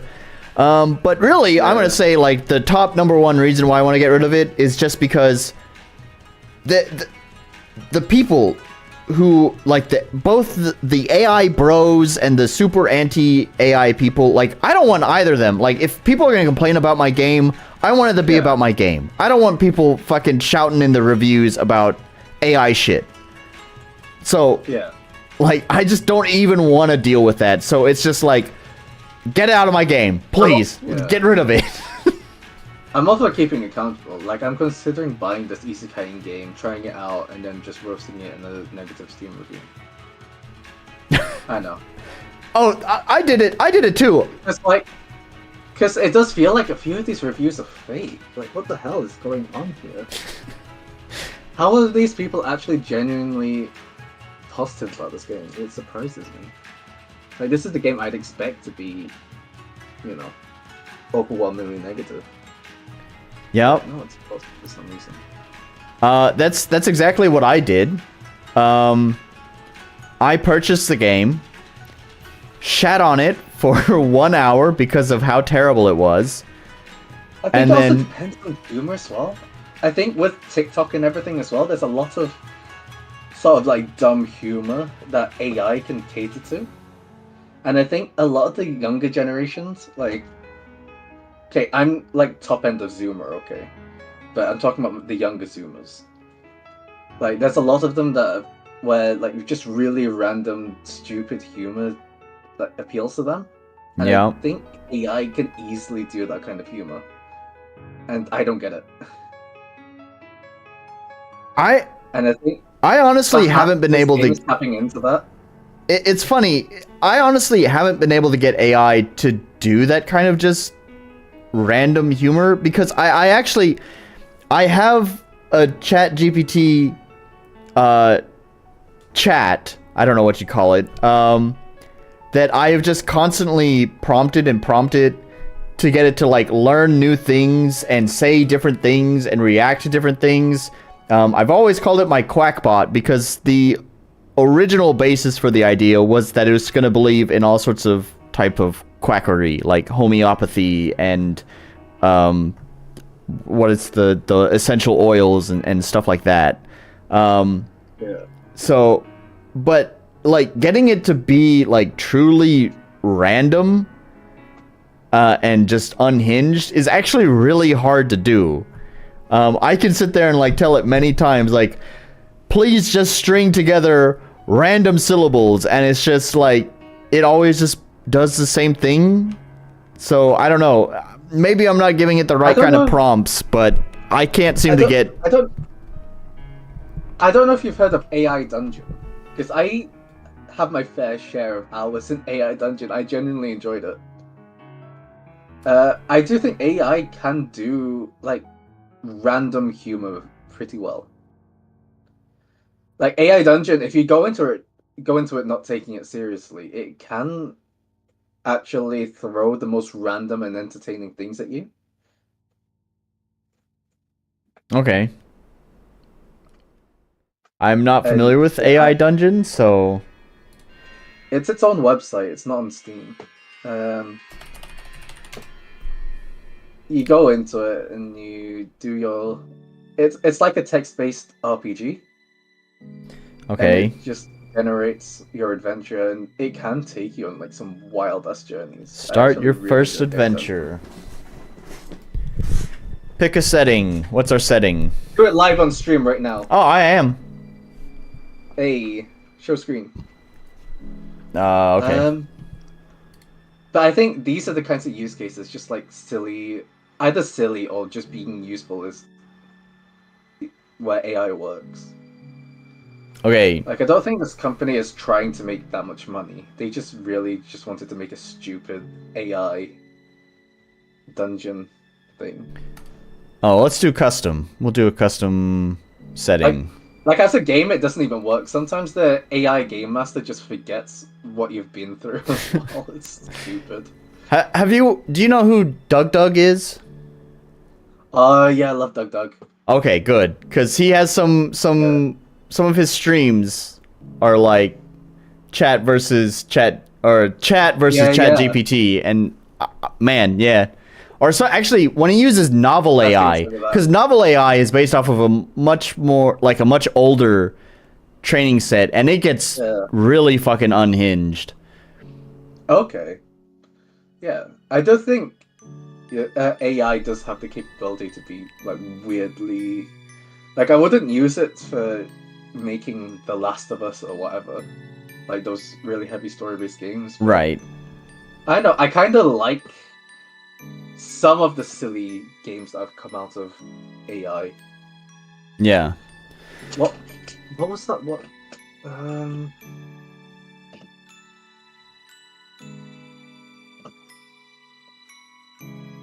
I watched a streamer play. Is it this one? Is this the one? Okay. You are a pale man who can only float a few inches off the ground. The land is strange, dark, and spooky. There are many strange creatures and The text is way too small in that little Discord preview. Oh, there we go. And a beautiful tree is off in the distance. Maybe it's important. Also, eyes are everywhere because that's just my thing. Pry into the void. That's exactly what it is.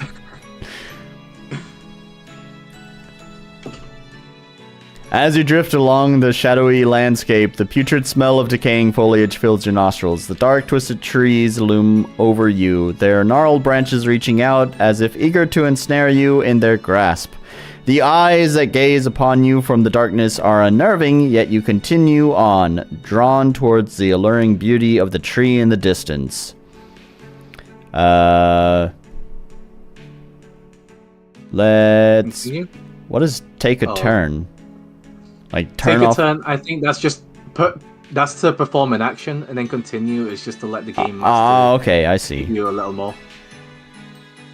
Do you want to perform an action right now, or you can continue and let I'll let him AI, continue. like, just generate more context? Yeah, I see now. Okay. The closer you get to the tree, the more overwhelming the scent of decay becomes, and the eyes in the darkness seem to be following your every movement. Suddenly, a chilling howl echoes through the forest, making your heart race. You see a pack of grotesque, emaciated wolves. They shouldn't be wolves, they should be bunnies. Slinking toward you, their fur matted and dirty, and their eyes glowing with a hunger that seems unnatural. I've found that you can actually convince the AI to just change parts of the story. You can change them to rabbits if you want. I was gonna see if I could prompt it, but into making it rabbits. Wait, exit out. I think you can edit that text as well. I don't want to edit it though. I want to try to make the AI say no. Sorry, my bad. They're actually rabbits. I found you can make the game master forget about things. Let's see. But as the wolves step forward from the shadows, it turns out they aren't actually wolves, but instead bunnies. And they are very large and very hungry bunnies. In fact, one might call them hungry bunnies. They wield I misspelled wield. Wield a massive carrot to bludgeon any unsuspecting victims. There we go.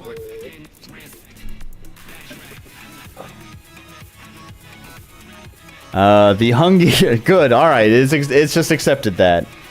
So, but as the wolves step forward from the shadows, it turns out they aren't actually wolves, but instead bunnies. And they are very large and very hungry bunnies. In fact, one might call them hungry bunnies. They wield a massive carrot to bludgeon any unsuspecting victims. The hungry bunnies continue to approach, their monstrous size and fierce expression making it clear that they mean business. The one in front holds the giant carrot high above its head, a clear indication that it intends to use it as a weapon. The ground trembles slightly as they move closer, their long ears flopping back and forth. You quickly take in your surroundings, searching for any possible means of escape or defense.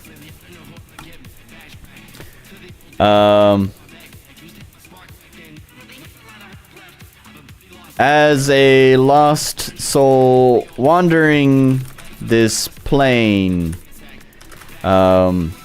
we can pry deep into their mind and and learn of their past traumas that have made them so vicious? Sure, vicious. Viscous? Sure, whatever. That have made them so viscous. We'll work with it. I know, that makes me feel sick. Using our scrying power. How come scrying is misspelled? That's what? It just doesn't like the word scrying. Fine, fuck you. Using our scrying power, we peer into their Viscous minds. I hate the word viscous. Why? It's on the same level as moist for me. That made them. Is that a goddamn heart is in the way? So hungry or sound hungry? I don't know. As you focus your power of telepathic observation on the hungry bunnies, you see a swirling vortex of memories and emotions. These creatures were once normal, happy bunnies living in a peaceful meadow filled with lush grasses and wildflowers. But one day, a dark force swept through the land, infecting and twisting all living things in its path. Keep going. The once content bunnies were transformed into monstrous hungry bunnies you see before you, their minds consumed by an insatiable hunger. This hunger forced them to devour every morsel of food in the meadow, leaving it a barren wasteland. Unable to sate their endless appetite, the hungry bunnies now roam the land, seeking out new sources of sustenance. Okay, we'll take a turn. Now that we understand what drives the madness of these hungry bunnies, we know now how to approach them. Perhaps. Oh my god, what a huge mistake. Okay, there we go. Perhaps we can even befriend them if only we approached this situation carefully.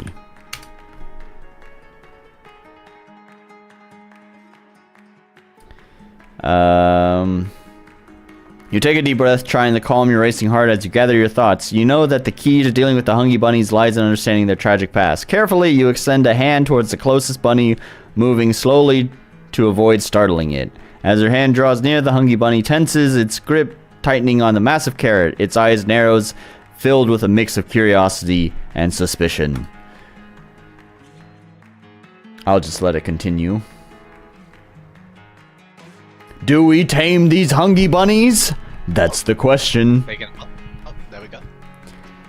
You can feel the tension in the air as the hungry bunny evaluates your intention. It's unsure whether to trust you or not. You continue to move slowly, allowing it to sniff your hand and get used to your presence. After a moment, it seems to have relaxed, allowing you to gently pet its soft fur. Encouraged by the small victory, you turn your attention to the other hungry bunnies. Well, there we go. That's your Pry Into The Void fanfiction. Yay. Yeah. AI Dungeon's fun for just creating, like, it feels like, I think it was originally meant to be like a text-based RPG where you can actually manage your stats and stuff, but then they realized it was just really bad. Yeah. And actually paying attention to that, so now it's become more like this story generator where you're both, like, game masters, really. Yeah. And you can have some pretty fun adventures in it, I've found. Yeah, I like this use of AI. Yeah. It's alright. I obviously wouldn't use it to write a story, but oh no. Maybe I could buy it. Yeah, I mean, just as a, I don't know, just as a fun time waster. Yeah.